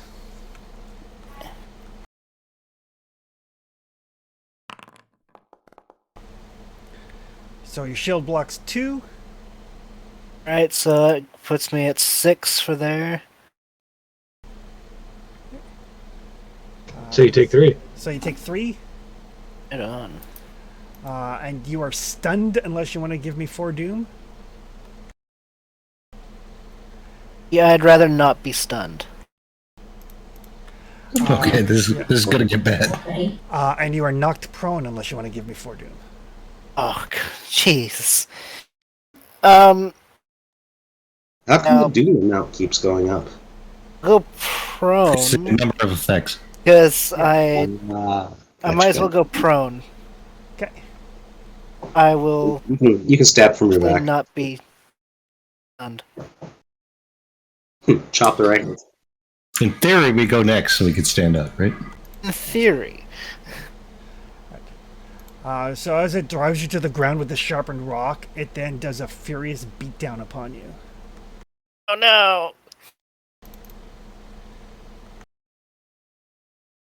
So, 4 I more was gonna doom. say they might be bad stuff. I mean, if Berkey outlives Ragnar, that'd be weird, right? At that point, I'd just play Berkey. So it's 2 bonus momentum because you're prone. He's not even wounded yet. Yet. Snow apes are bad, bad, bad. Oh, that's a shitty roll. I like it. It can continue to be a shitty roll. Fully. There you go. So that's going to be 7. That's 9 more damage to your torso.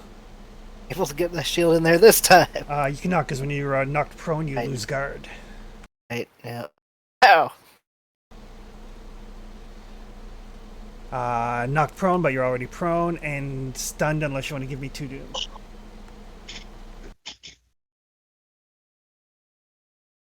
I don't want to be stunned. We almost gotta give it to him, right? Yeah, he can't afford to be stunned. And you hear echoing calls from deeper into the cave complex. Next round, you guys are up. We just have to kill 5 of them, and then we can wear their skins and join the herd.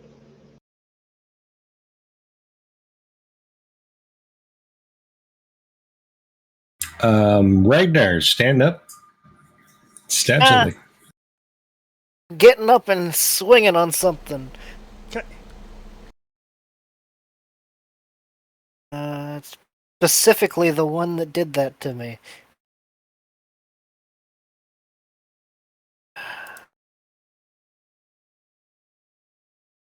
Spending 1 for 2. Okay.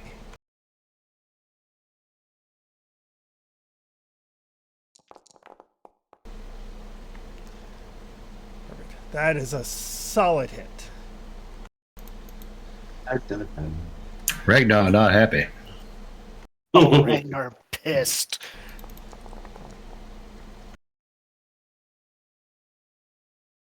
He's... Berkey will fire off an arrow to assist. So it generates another momentum in the process. absolutely perfect. So that's 7, 8, 9 damage to its right leg. Can I blood on steel with this? It's only going to give you 1 more damage, but if 1 more damage makes a difference.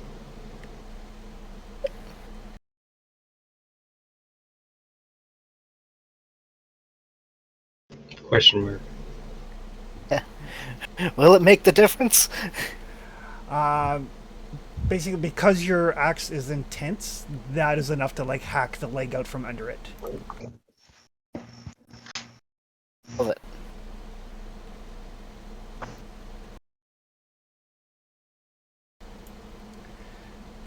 Leaving us look like Tia's, Caro, Rory, and Berkey is gone. All right.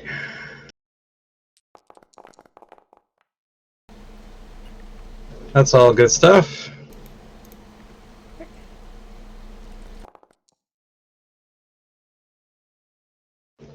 Reroll the blanks. And I'll reroll the ones as well. Oh, taking a risk. Yep, we're gonna. Oh, that's there you pretty go. good payout. That. So spend one for Blood on Steel. That'll turn that into what, 13? 13. Nice. So you embed your battle axe deep into the torso of this creature, pull it out. There's like a spray of blood. It kind of starts to crystallize on the surrounding rocks.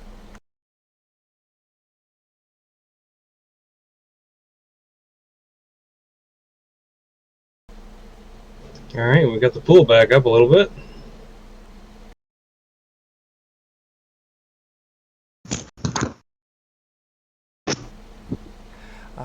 Anything else from Clytius? I think I'll wait till next turn to move ahead. Okay. Leaves us with Caro and Rory. I'm going to form a squad with Bricky. Okay. And we're going to watch her back. All right. Give me an observation test. Sure. That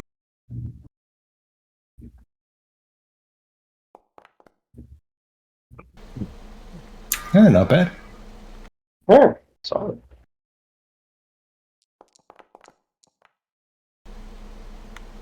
Right. There is movement coming up behind you. Guys. Is it something that's targetable? You can't see anything, so you could throw something in that general direction. The difficulty will go up, of course, because you can't see it. Mm-hmm. But you could try. Okay. And Karo could spend momentum if he had any particular questions. So right now you just hear movement. Could he spend momentum to toss his torch to the next zone and light it up? He would have to spend. He's got the torch already. Be one momentum to toss it into that zone. Yeah. Sure.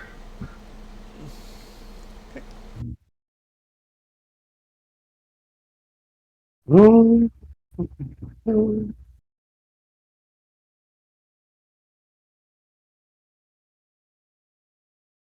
And then Rory can just throw something at anything that shows up in there. Yes, and you can see in the shadows. You can see two shapes, kind of around the bend in the rock there. Oh, so you're saying an area bomb might work really nicely? Yes, but they would essentially have cover as a result of Mm-hmm. there. So what would that increase difficulty to? Difficulty. Bombs are normally close range, so difficulty 2. It will go up to difficulty 3. Okay.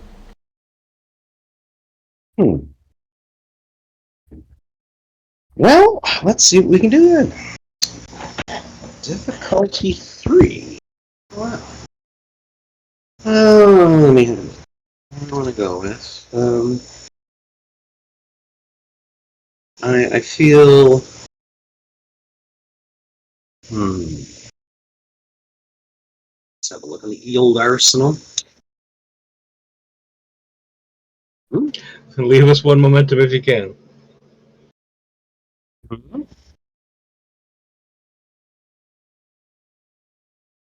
Yes, I'll leave you one more. Otherwise, feel free to fill your boots. Yep.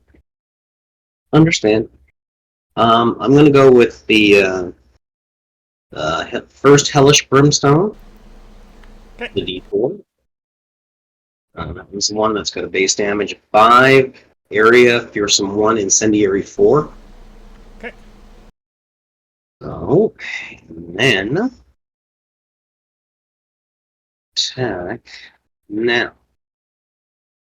We got a D3 or D4? 3. Okay. This seems important, so I'm going to spend a fortune. And then I'm going to spend the 2 momentum. Alrighty. Let's have a go. Fire in the hole. Mm. Damn. Oof. I think I made the 3. Nice roll. Excellent. So we got nicely on target. Yeah, so like as these two things are starting to come around the corner, you're like, and you fire it off, catches them. Whether it catches both depends on the damage roll, but it is a sizable hit. Mm-hmm.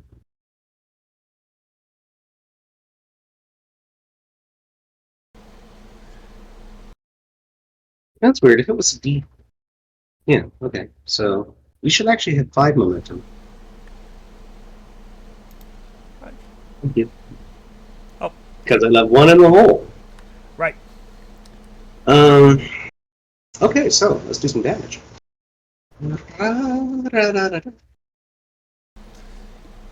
Perfect. See, I saw the momentum 4, and I was like, oh, 4. Ooh. As opposed to, oh, they earned 4. Yes, I left 1 for ideas. No damage bonuses to carry.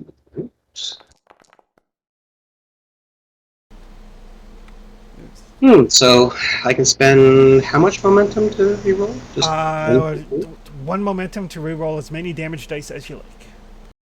Cool. So we'll spend the 1. See, I guess it is 4.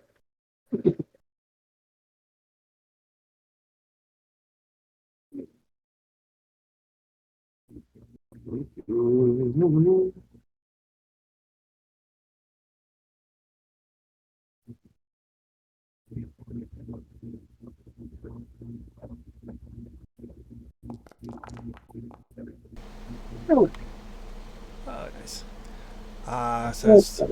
So that is going to catch both of them. Okay. Now we have a new light source. And fearsome. So, oh, they also take some mental damage. But they have courage, so they're good there. And they are both on fire. Awesome. A lot on fire. Yeah, incendiary 4. Fun. All right. So yeah, so the area back there just gets a lot brighter. Good news, bad news. Good news is they are in fact on fire. Bad news is that just This seems is the running force.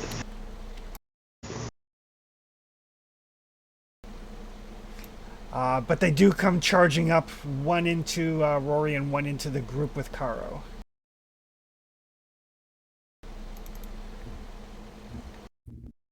Poor Berkey. Just gotta learn to stop accepting those group invites. Slams into Rory hard.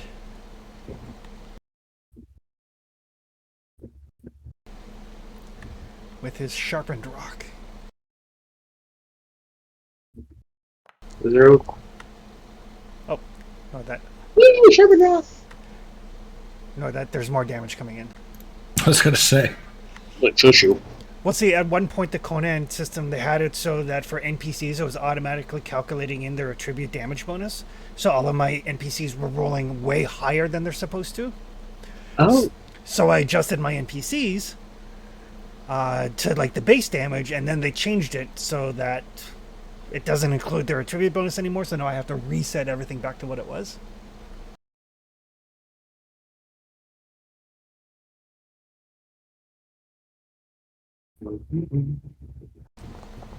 So this would be the damage. Oh, God. So right arm? 6 damage to your right arm. Okay. So, can I roll for my shield? Yes. Okay. So let's roll some 2d6s. Yep.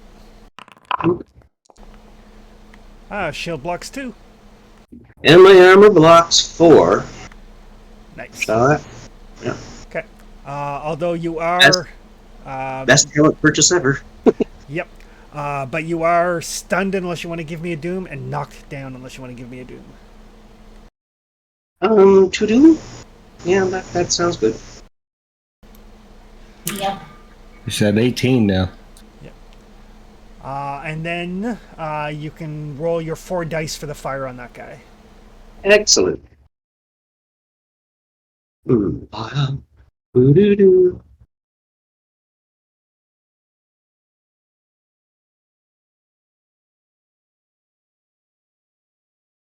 Two, three, one. Ooh, so that's going to be another 4 damage, and he's going to be on fire for 2 more turns beyond the initial 3. I'm assuming you can't do like a momentum spend to reroll the blanks in that one. I don't think you can, actually. Okay. He keeps trying to put out the Sense. fire. He keeps trying Yeah. to put out the fire with his furious parts. Yeah. I don't think it'll matter regardless. Oh. Yeah. Yeah. But the big thing is the fire will eventually kill him. Well, yeah. 4 rounds of burning is done. I think he's up to like 5 rounds now, isn't he? 5 rounds of burning. Yeah, you got to get a bonus out of that one. Very well. This guy is going to slam into Karo and Berkey. Sorry, Berkey. Man, I feel like I'm gonna have to be stitching up Herky again. I don't think he's gonna make it.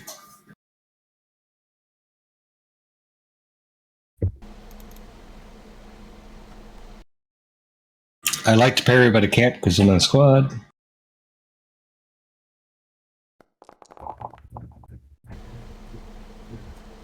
That's not bad. That's only 4 damage to Berkey. And Berkey has some armor. So Berkey is not down. Berkey is, however, stunned and knocked prone. But not down. It's a hard knock life for Fergie. And another snow imp charges out of the darkness, basically catching you guys in like a pincher maneuver. Yeah, we've noticed.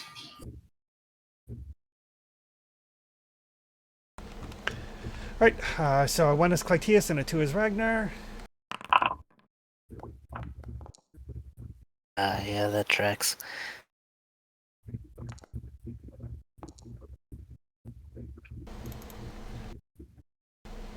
Comes at you with his sharpened rock.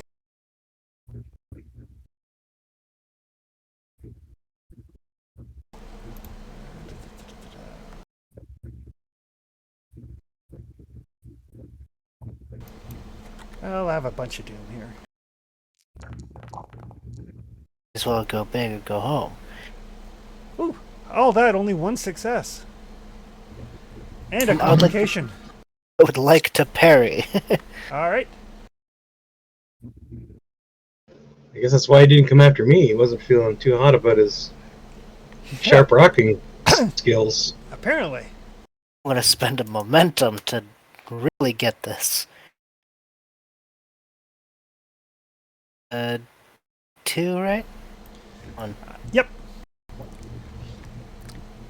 Technically, you would have had to regain your guard, but because you killed the guy, it's a free action to regain your guard, so you don't have to worry about it. That is D2. Yeah, you just need to make some room. Okay.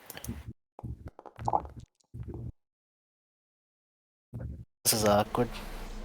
I mean, it's a solid check, other than the complication. So it slams into you hard. You do get your shield up in time to take the blow, but the complication is because it has inhuman brawn, it basically just like grabs your shield and tears it in half. Holy shit. Really liked that shield. It rolled a complication too. They did roll a complication. The complication will be that in the process of doing so, it is. Splinters. So many splinters. Oh, they're so sharp. Sure, I'll say roll well, treat it as an improvised weapon, but you can roll whatever your shield damage would be. I don't know what the shield damage would be. Base damage too. Base damage of a shield is 2 plus your bonus for your brawn. Well, a brawn is 12. So 5. Yeah, plus 2. I think. Plus 3. Yeah, 3 plus 2 should be 5, right? Yep. So the way improvised weapons, improvised means they don't do any damage at all on an effect, but we'll give it improvised and stun. Alright. So, I actually have an ability to just roll damage. Cool.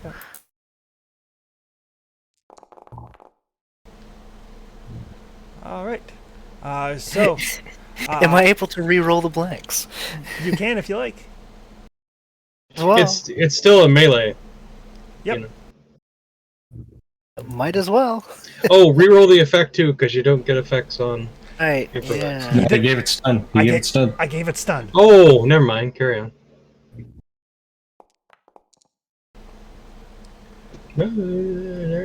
Oof. So that's 6 damage and stun. I will spend the doom to ignore the stun. But it takes a wound as a result of splintering your shield. Dude, Right. does that mean that it spend You 2 could- momentum? You To could give spend it 2 another momentum. one? Yeah. You can because you have killing strike. It's a melee damage roll. Yep.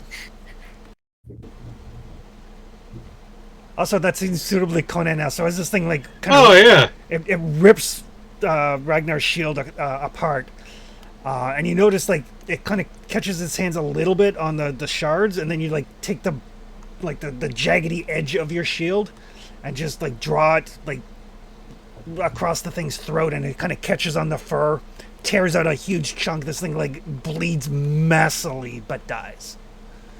Hammer's just was a family heirloom. Oh, and we didn't roll the damage on the one that attacked Berkey. So the fire damage there, Jeff, you can roll the 4 dice for the incendiary on it. Oh yeah. Get that fire damage going. Burn, baby, burn.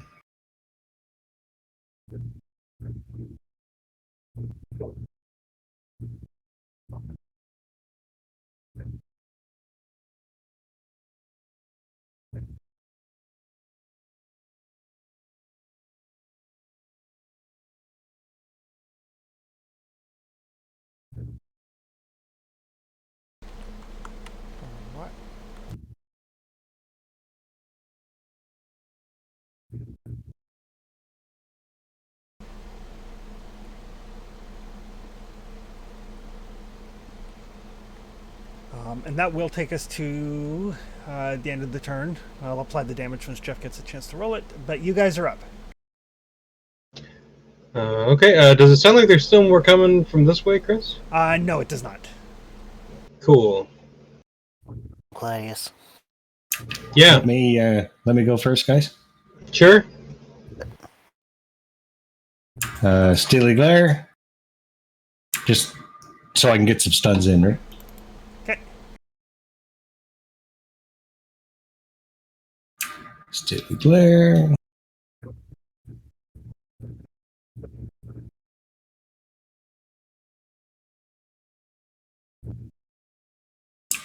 That's good. I assume they're not going to defend. No, they're not smart enough, and they're burning.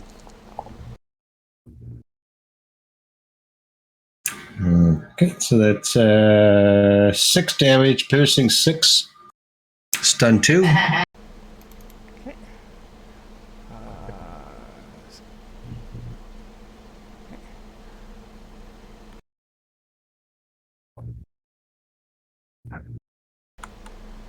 Okay.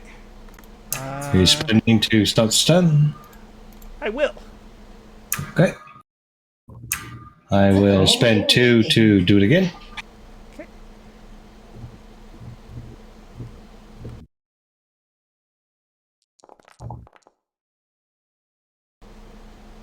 Oh.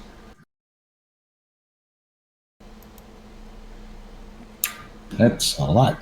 Should be 4 momentum, I guess. Yep.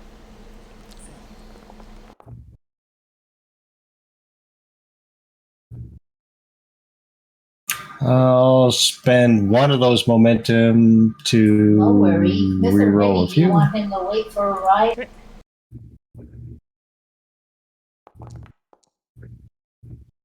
There we go. 5 damage, piercing 6, All right, stun thank 2. you, Mr.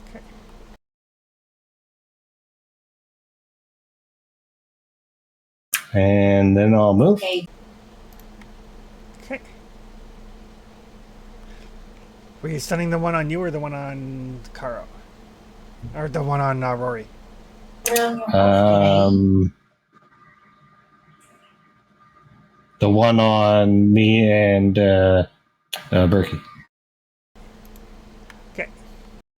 I guess technically Berkey can roll to assist That them. radio's. I mean, we're max anyway, so it doesn't matter. Yep.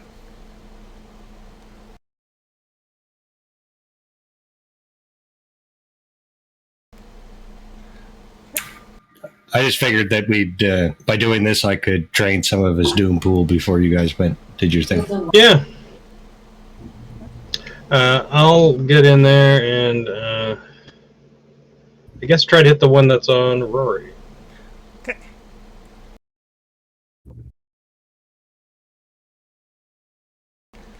Yeah, and these things are both like they are burning and like parts of like burnt fur are dropping off them, and they're like yowling in pain, and all of their yowls do not seem to be attracting anything else. Excellent. Oh, that hits.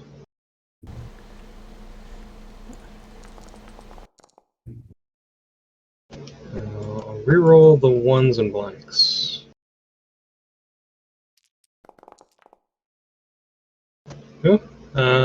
Spend 1 for blood on steel. Okay.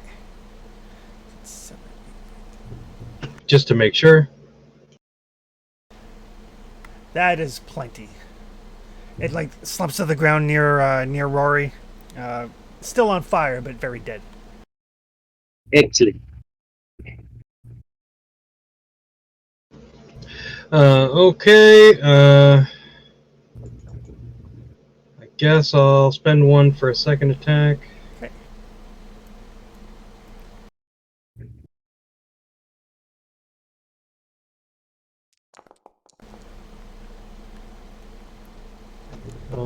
It's 2 on the second attack to hit, so no generating. Yep, but it hits.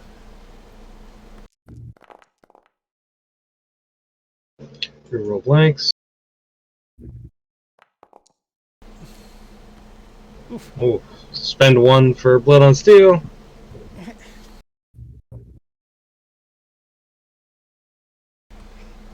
So yeah, so you embed your axe in one, and then the one that is kind of like looking confused as Karo and Berkey back away from it, you like bring your knife across and jab it into like it's like one of its eyes, kind of like drive it to the ground. Both of them dead, still on fire but dead. Fucking monkeys. Everybody all right? Specifically apes, not monkeys. Yeah, just doesn't matter to quite to you. Well, so far so good.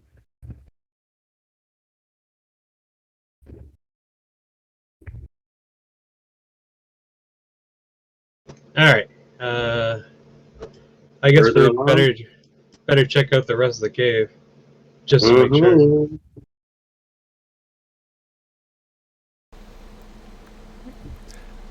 Mhm. The rest. Just holding his side the entire time. Yeah. As you search through the rest of the cave, it is like it's a fairly big cave.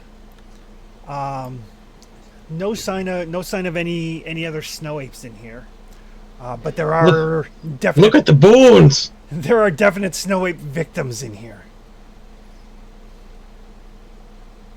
I will make sure to ransack each of the leavings Yeah, let's to switch in here. see if there's any loot.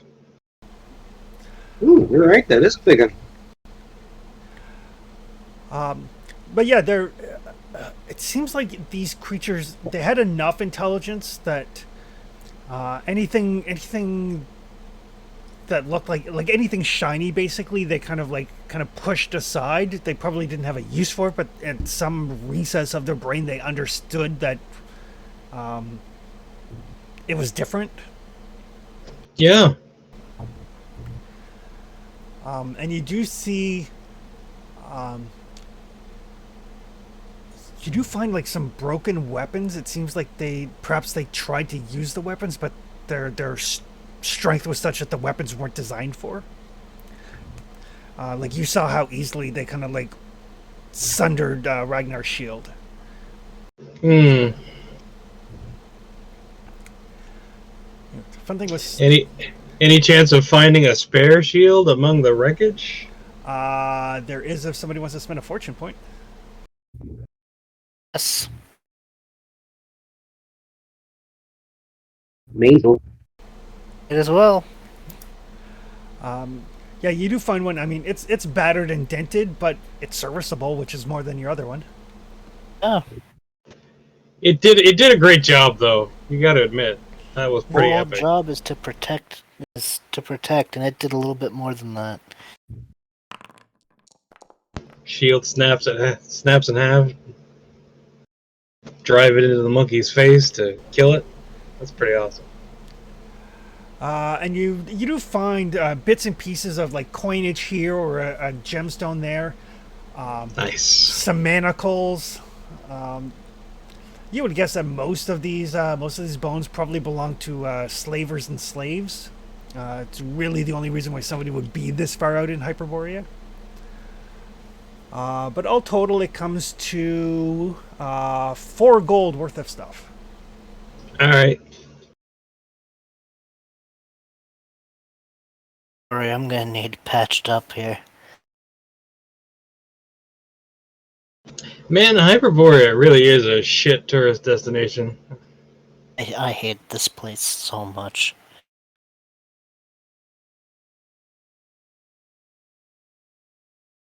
So uncivilized. Have you been to where you came from? Listen, we have standards.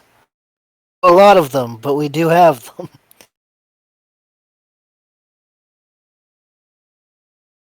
I suppose we all have our own gauge in what civilized is.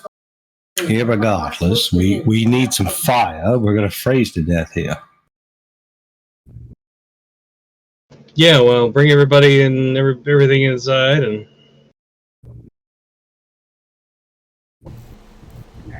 Make camp permit. Complete carnivores. we can block the entrance with dead apes, I guess. Well, no, I think they're harvestable. And yeah, these things they're basically they're like yetis, so they are these very large, monstrously strong, vaguely humanoid fur-covered creatures. I'm not eating those fucking things.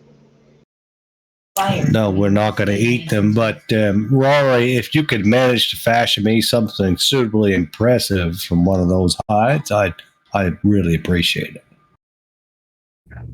What? Well, walking around looking like a giant fucking snow ape must be scary, yeah? So you want to get thrown into a jacket. Gotcha. Well, at least See my vest, made of real gorilla chest. Yeah. yeah, that should be fairly easy. It's just basically gut and do whatever's.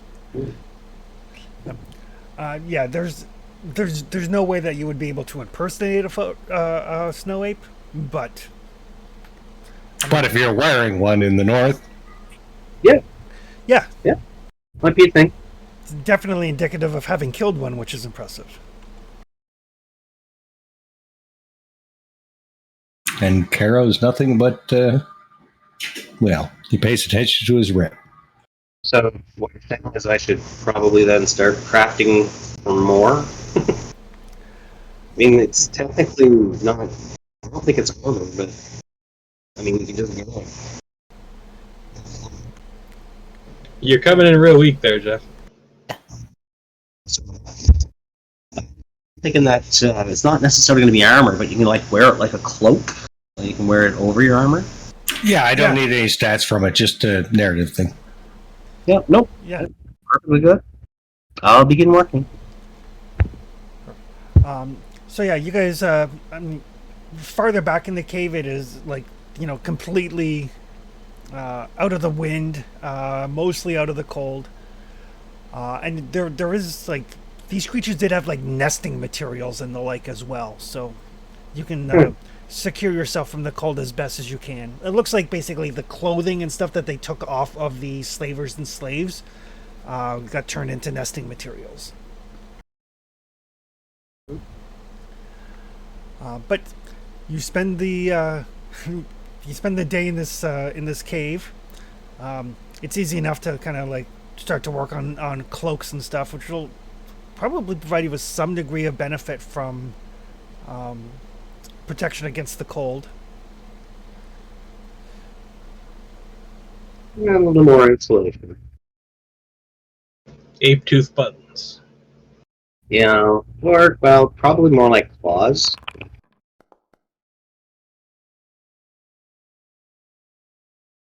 Get like a couple of clips in the front of them.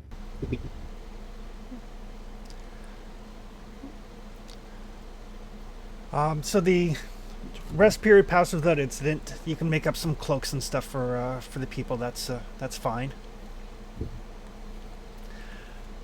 In the morning, it seems like the cold snap has broken. It's at least travel friendly weather. It's still not warm by any stretch, but it's not like, oh my god, we need to get out of the cold or we're going to freeze to death. So, is there enough unburned bodies for me to make 5 cloaks, or is there not enough? There would be, just due to the size of these creatures.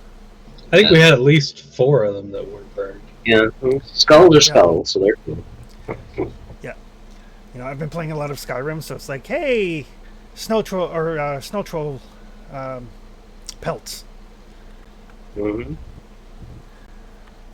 But yeah, over the course of the rest period, you can get some cloaks made, and like I said, when you're ready to set out again, the cold snap seems to have lifted. So it's down to, it's probably about -20 instead of -40. Oh, okay. All right, so we're back to like Thunder Bay. Yes.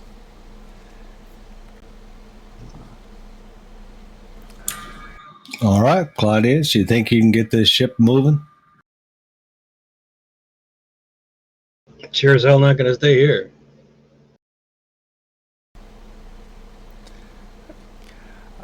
So yeah, you get your boat underway. Like I said, it is quite ungainly, but as long as you don't try to do any super fancy maneuvers with it, you don't have to worry too much about it. Beats walking. It certainly beats walking, and it is a little bit quicker, and you're not exhausted at the end of the day. We're not really good at walking.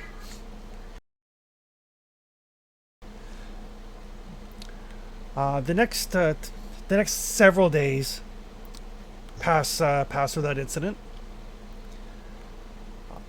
and then I'm probably like your 5th or 6th day out. So, given the boat, you're probably getting fairly close to where the map indicates. And Clytius, for the first time in like a week or better, for the first time since you left the Kozaki, on the horizon you see tents, and you see like the little smoke trail indicating campfires off on a hillock, probably like a couple miles away. Land ho, Captain. Any idea who they are? Probably not monkeys. I suppose that's something. All right, bring us in slow. See if we can see what we can see. I don't want to go running right in there until we know who they are exactly. But Right. We're flying casual.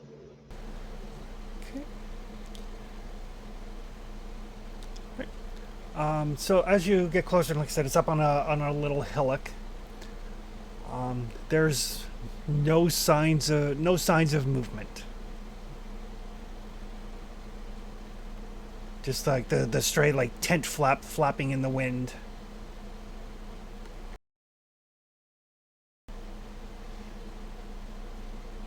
interesting. Well, Claudius, I'm thinking we just park this thing in a way we can get away quick, and then maybe go take a look.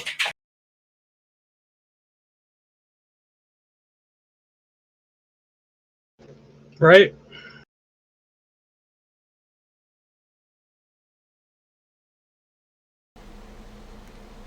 All right, gentlemen, let's form up. I'm sure there's some kind of shenanigans going on.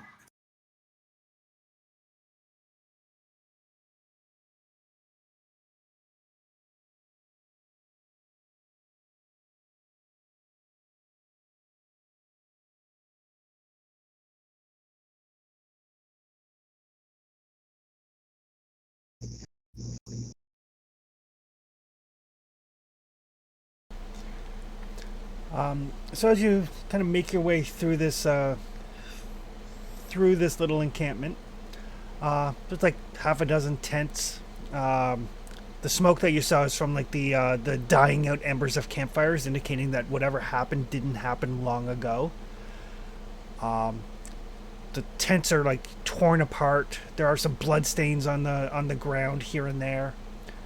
There are 3 cages at the back of the encampment. Some crates of supplies that look like they've been smashed open. But no sign of any habitation. Shitload of footprints all through the ground. Claudius, can you make any sense of this? Yeah, I don't know. Does that fall under observation or? Yes.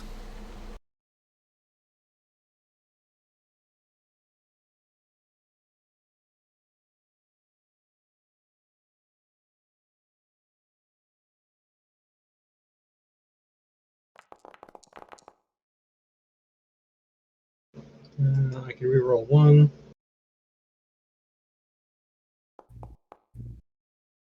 Yep, there we go. Greedy.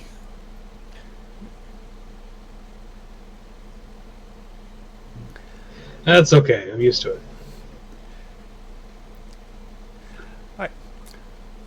So as you're kind of looking around, there's like a bunch of footprints. Some of them like boot clad.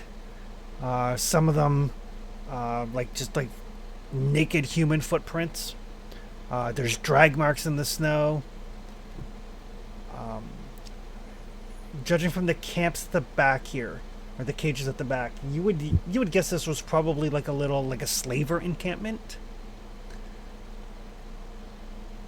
And then something or someone hit them. Violence ensued. Oddly enough, though, there are no bodies here. Except for the 3 that are back in the cages. There are like 3, like, at this point, partially frozen because they've been left in the cold with a body temperature for a couple of hours at least. Mm-hmm. But then as you're looking around,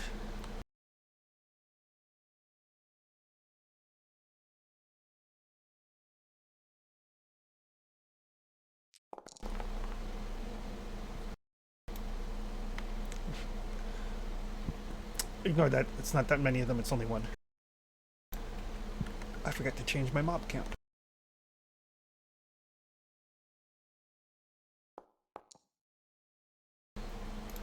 A skeletal hand reaches out from under the snow and tries to grab your boot. Hey, I like that boot. This is very nice boots.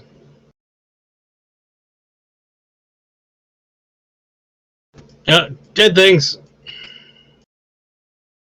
Let's see if we can make them a little more dead. Yeah, you can like very easily just like bring your boot to bear and crush this thing. Doesn't seem to be any sign of any others. Rory, what's going on? By shortcut. Quite seasonal with this. I mean, usually by now there'd be an army of dead people surrounding us. Well, dead people just don't come out of the ground for no reason, is my understanding. I never know. Could be a lot of things, but well, do I think that there's sorcery here, Chris? That would be You're insight. Okay. If anybody thinks that happened, okay.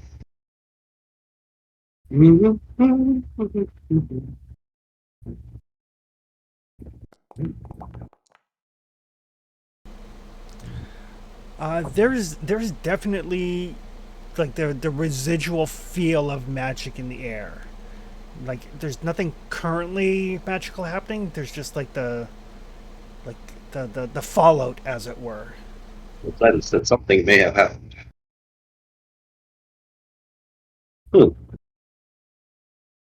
I can't. Well, there's some sorcery floating around here, but it's not particularly active. But I think something went down here at some point. So it's almost like there's fallout.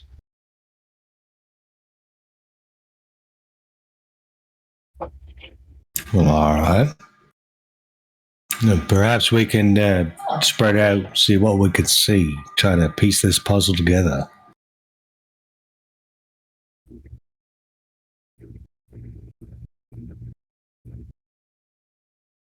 Look, I found Claudia, see if you can find anything of use in these tents and those cages.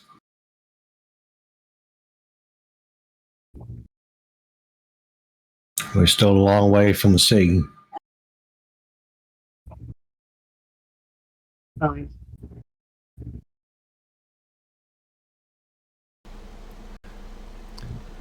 So as you guys start to kind of carefully fan out through this encampment, it looks like there was probably like, I don't know, maybe 30 or so people here. You know, you figure like five to six to a tent. Every once in a while, the bodies in the cages twitch, but they don't get up. And the first time they do, you kind of immediately kind of look, and they're definitely deceased. It just seems like the residual sorcerous spark that's in the area is just periodically kind of making the dead twitch.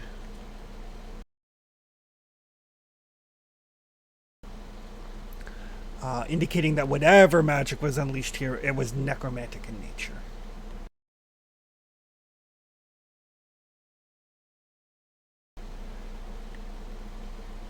As Clytius kind of ransacks, there are some supplies here in the broken open crates. It looks like they were broken open probably during a fight as opposed to any sort of maliciousness.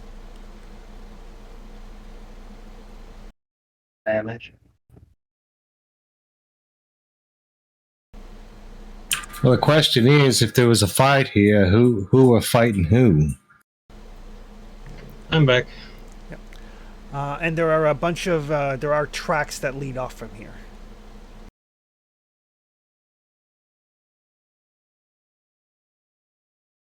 Gentlemen, I must admit I'm a bit confused. I don't know what's happening here. There was a camp that was attacked. There's some bodies in cages that are twitching because there's magic or something.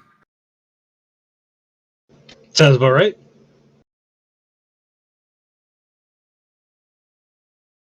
Are we aware of a necromancer in these particular parts, or? Oh, happy. God only knows. You seem to be able to find them all halfway around the world. Other than who's his face, the binder, or whatever it is. We kind of are heading that way. And Clytius, as you mentioned that, and you look down at the tracks, and kind of follow them, because I mean it's tracks through the snow, and it's a fair number. Yeah. They are headed in the direction you guys were heading. Yeah, and I specifically don't say his name. Just in case we're getting that close. Fuckface.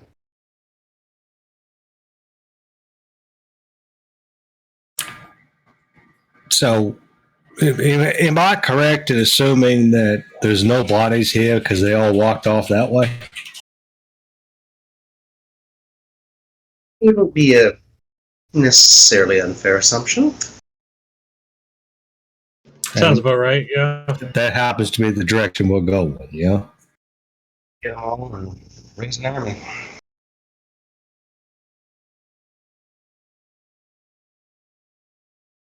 I do not like this place at all. All right, gather up we can. We might as well get going. If they're collecting bodies, we might as well get there as soon as we can, right? Right.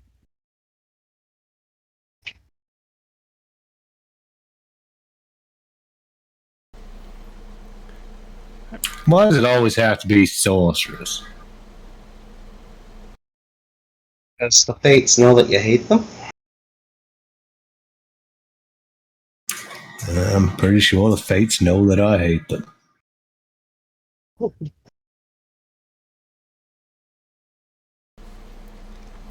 Alrighty.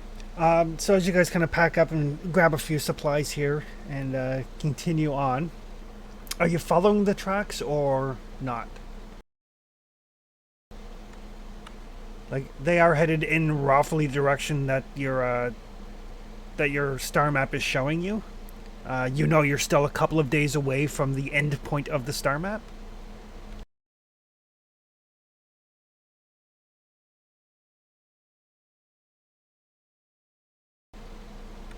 So you could follow them, or you could try to circumvent them, or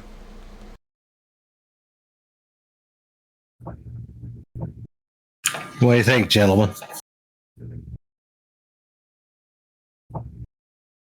Well, I'm not overly big on facing off against more undead quite yet. I might say, getting a jump on them before it gets worse. 'Cause, I mean, I suspect that any potential encampment that this lad or lads ends up coming to will be just more fodder for the host. I'm leaning in your direction, Rory, but Clytus, what do you think? Right now?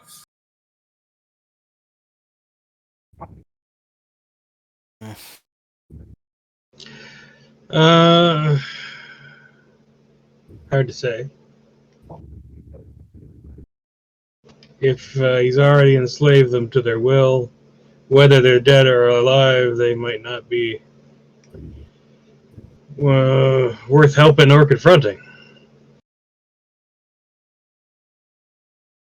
Well, I guess the question is whether there's a necromancer that was in here that picked these people up, or is this just the magic coming from all the shenanigans that have been going on? If it was a sorcerer that cast a spell and did whatever they did to pick these bodies up and march them to the northwest, then, well, if we can find him before he gets home, that would be lovely. Or is there a way you can determine if this is a... Was there a man here that did this, or...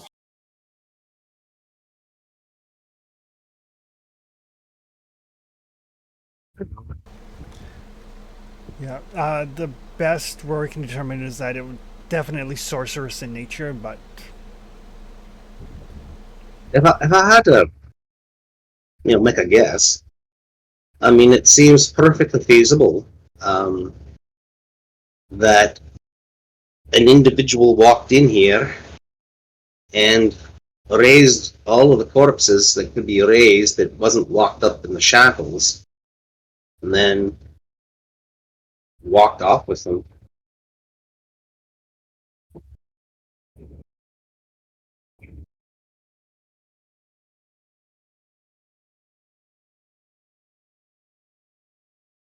All right. So as far as I can tell, we have two choices. One, try to bypass this particular little group of people and get to our destination without engaging them, and hopefully get it done before they show up. Second option is to embrace the boars that we've seen and chase them down and put the end to them before they make it home.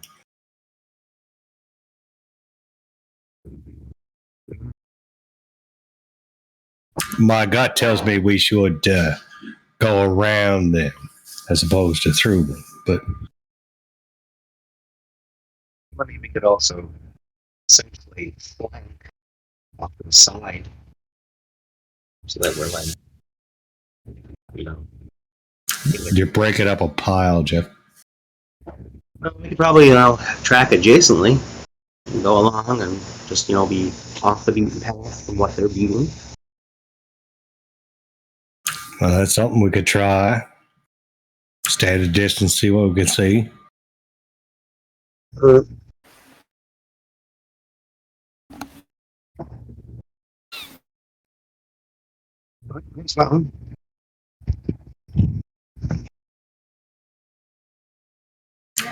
All right, let's gather up what we can. Claudius, get us in the boat. We'll take a parallel track and see what we can see, as Roy suggested.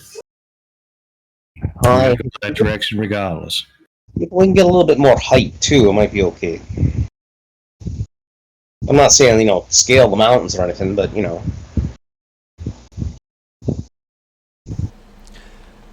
Well, let's put eyes on them and go from there. So you guys set off, kind of taking a parallel track and trying to get some higher ground so you might be able to have a better visual as to what's going. It doesn't take you long to catch up, maybe an hour or so, just because you're moving much faster than they are. And as you kind of come up like over a little rise, you see before you what looks like it could be 100, could be more, kind of shuffling along, undead, in various states of decay. Some of them very obviously have like the remnants of the armor of Hyperborean slavers. Some of them have the rags of slaves. Some of them have the leathers and furs of hunters. And the dawning realization that you guys saw one camp where it looks like everybody was raised up as an undead or taken into the undead army. There are a lot of camps scattered throughout the north. And it looks like this trail that you found has been adding to it as it goes. 100 undead, find an encampment, kill everybody, raise the rest, and continue on. And they are all headed with grim purpose in the same direction you guys were initially headed. And I'll give Clytius, you can give me an observation check. Yeah, I think I'm in the puppet master.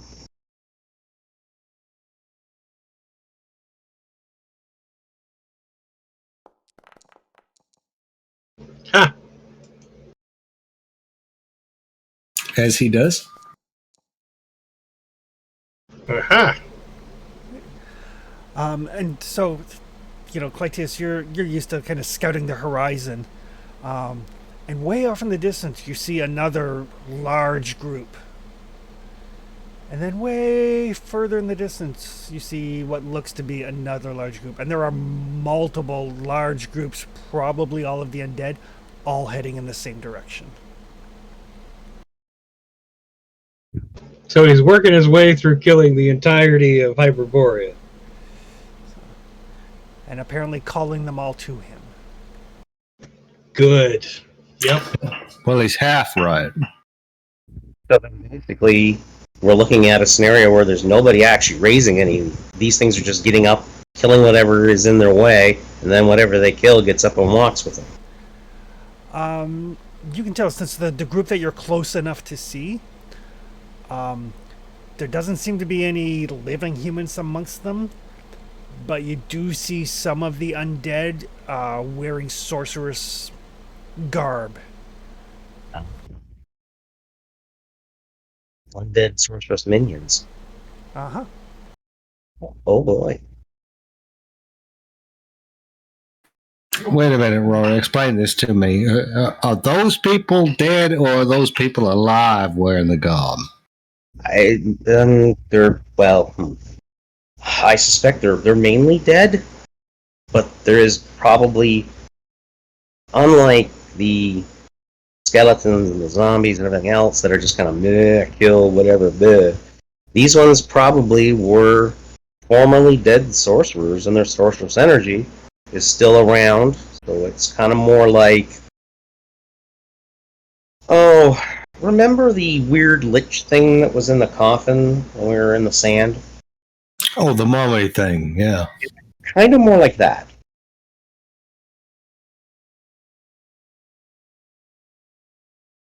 Dead and it's smart. Yeah. And more importantly, can at least use the sorcery to raise the dead around it. I wouldn't be surprised if the groups like Tias would point out there's one of these things, two of these things, there's only one or two. In the group that you're looking at, there's probably a dozen of the sorcerers. Okay, a dozen of them. So, yeah, so all those guys are the ones that, theoretically, if they were killed, everything else might just fall to bones. Well, we're not equipped to take on an army of undead, I don't think. No, probably not, but the question is how much of their sorceress energy is being used to... Maybe there's 12 here because the amount of undead walking with them requires that amount of potential power to make it all work. So if one of those things perhaps drop dead, that for real, for good, that maybe a whole portion of the army just falls over. Speculation, of course, on my behalf, but...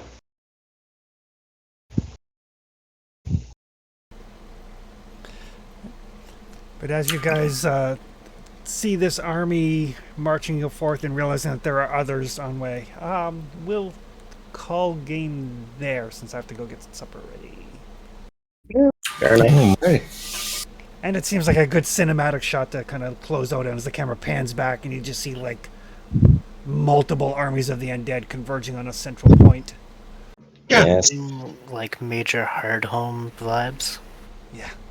And on that cinematic, finishing, setting up the cliffhanger for the next episode. Exactly. Speaking of, there will be no game in 2 weeks because I will either be at NBCon or be recovering from NBCon. Right. So. Duly noted. See you. Feel free to come to NBCon and play games. Yes. But there's people there. Yes, there are people there at the convention. God willing, so we actually can pay for it. Yeah, it'll be a thing. Yeah. But yeah, I think we have 30-ish events now. So it'll be a good time. Well, I'm sure it usually is. So we will pick up, I think it would be on the 9th. Alrighty. Man, time just flies right along. Yeah, it does, right? Typically, yes.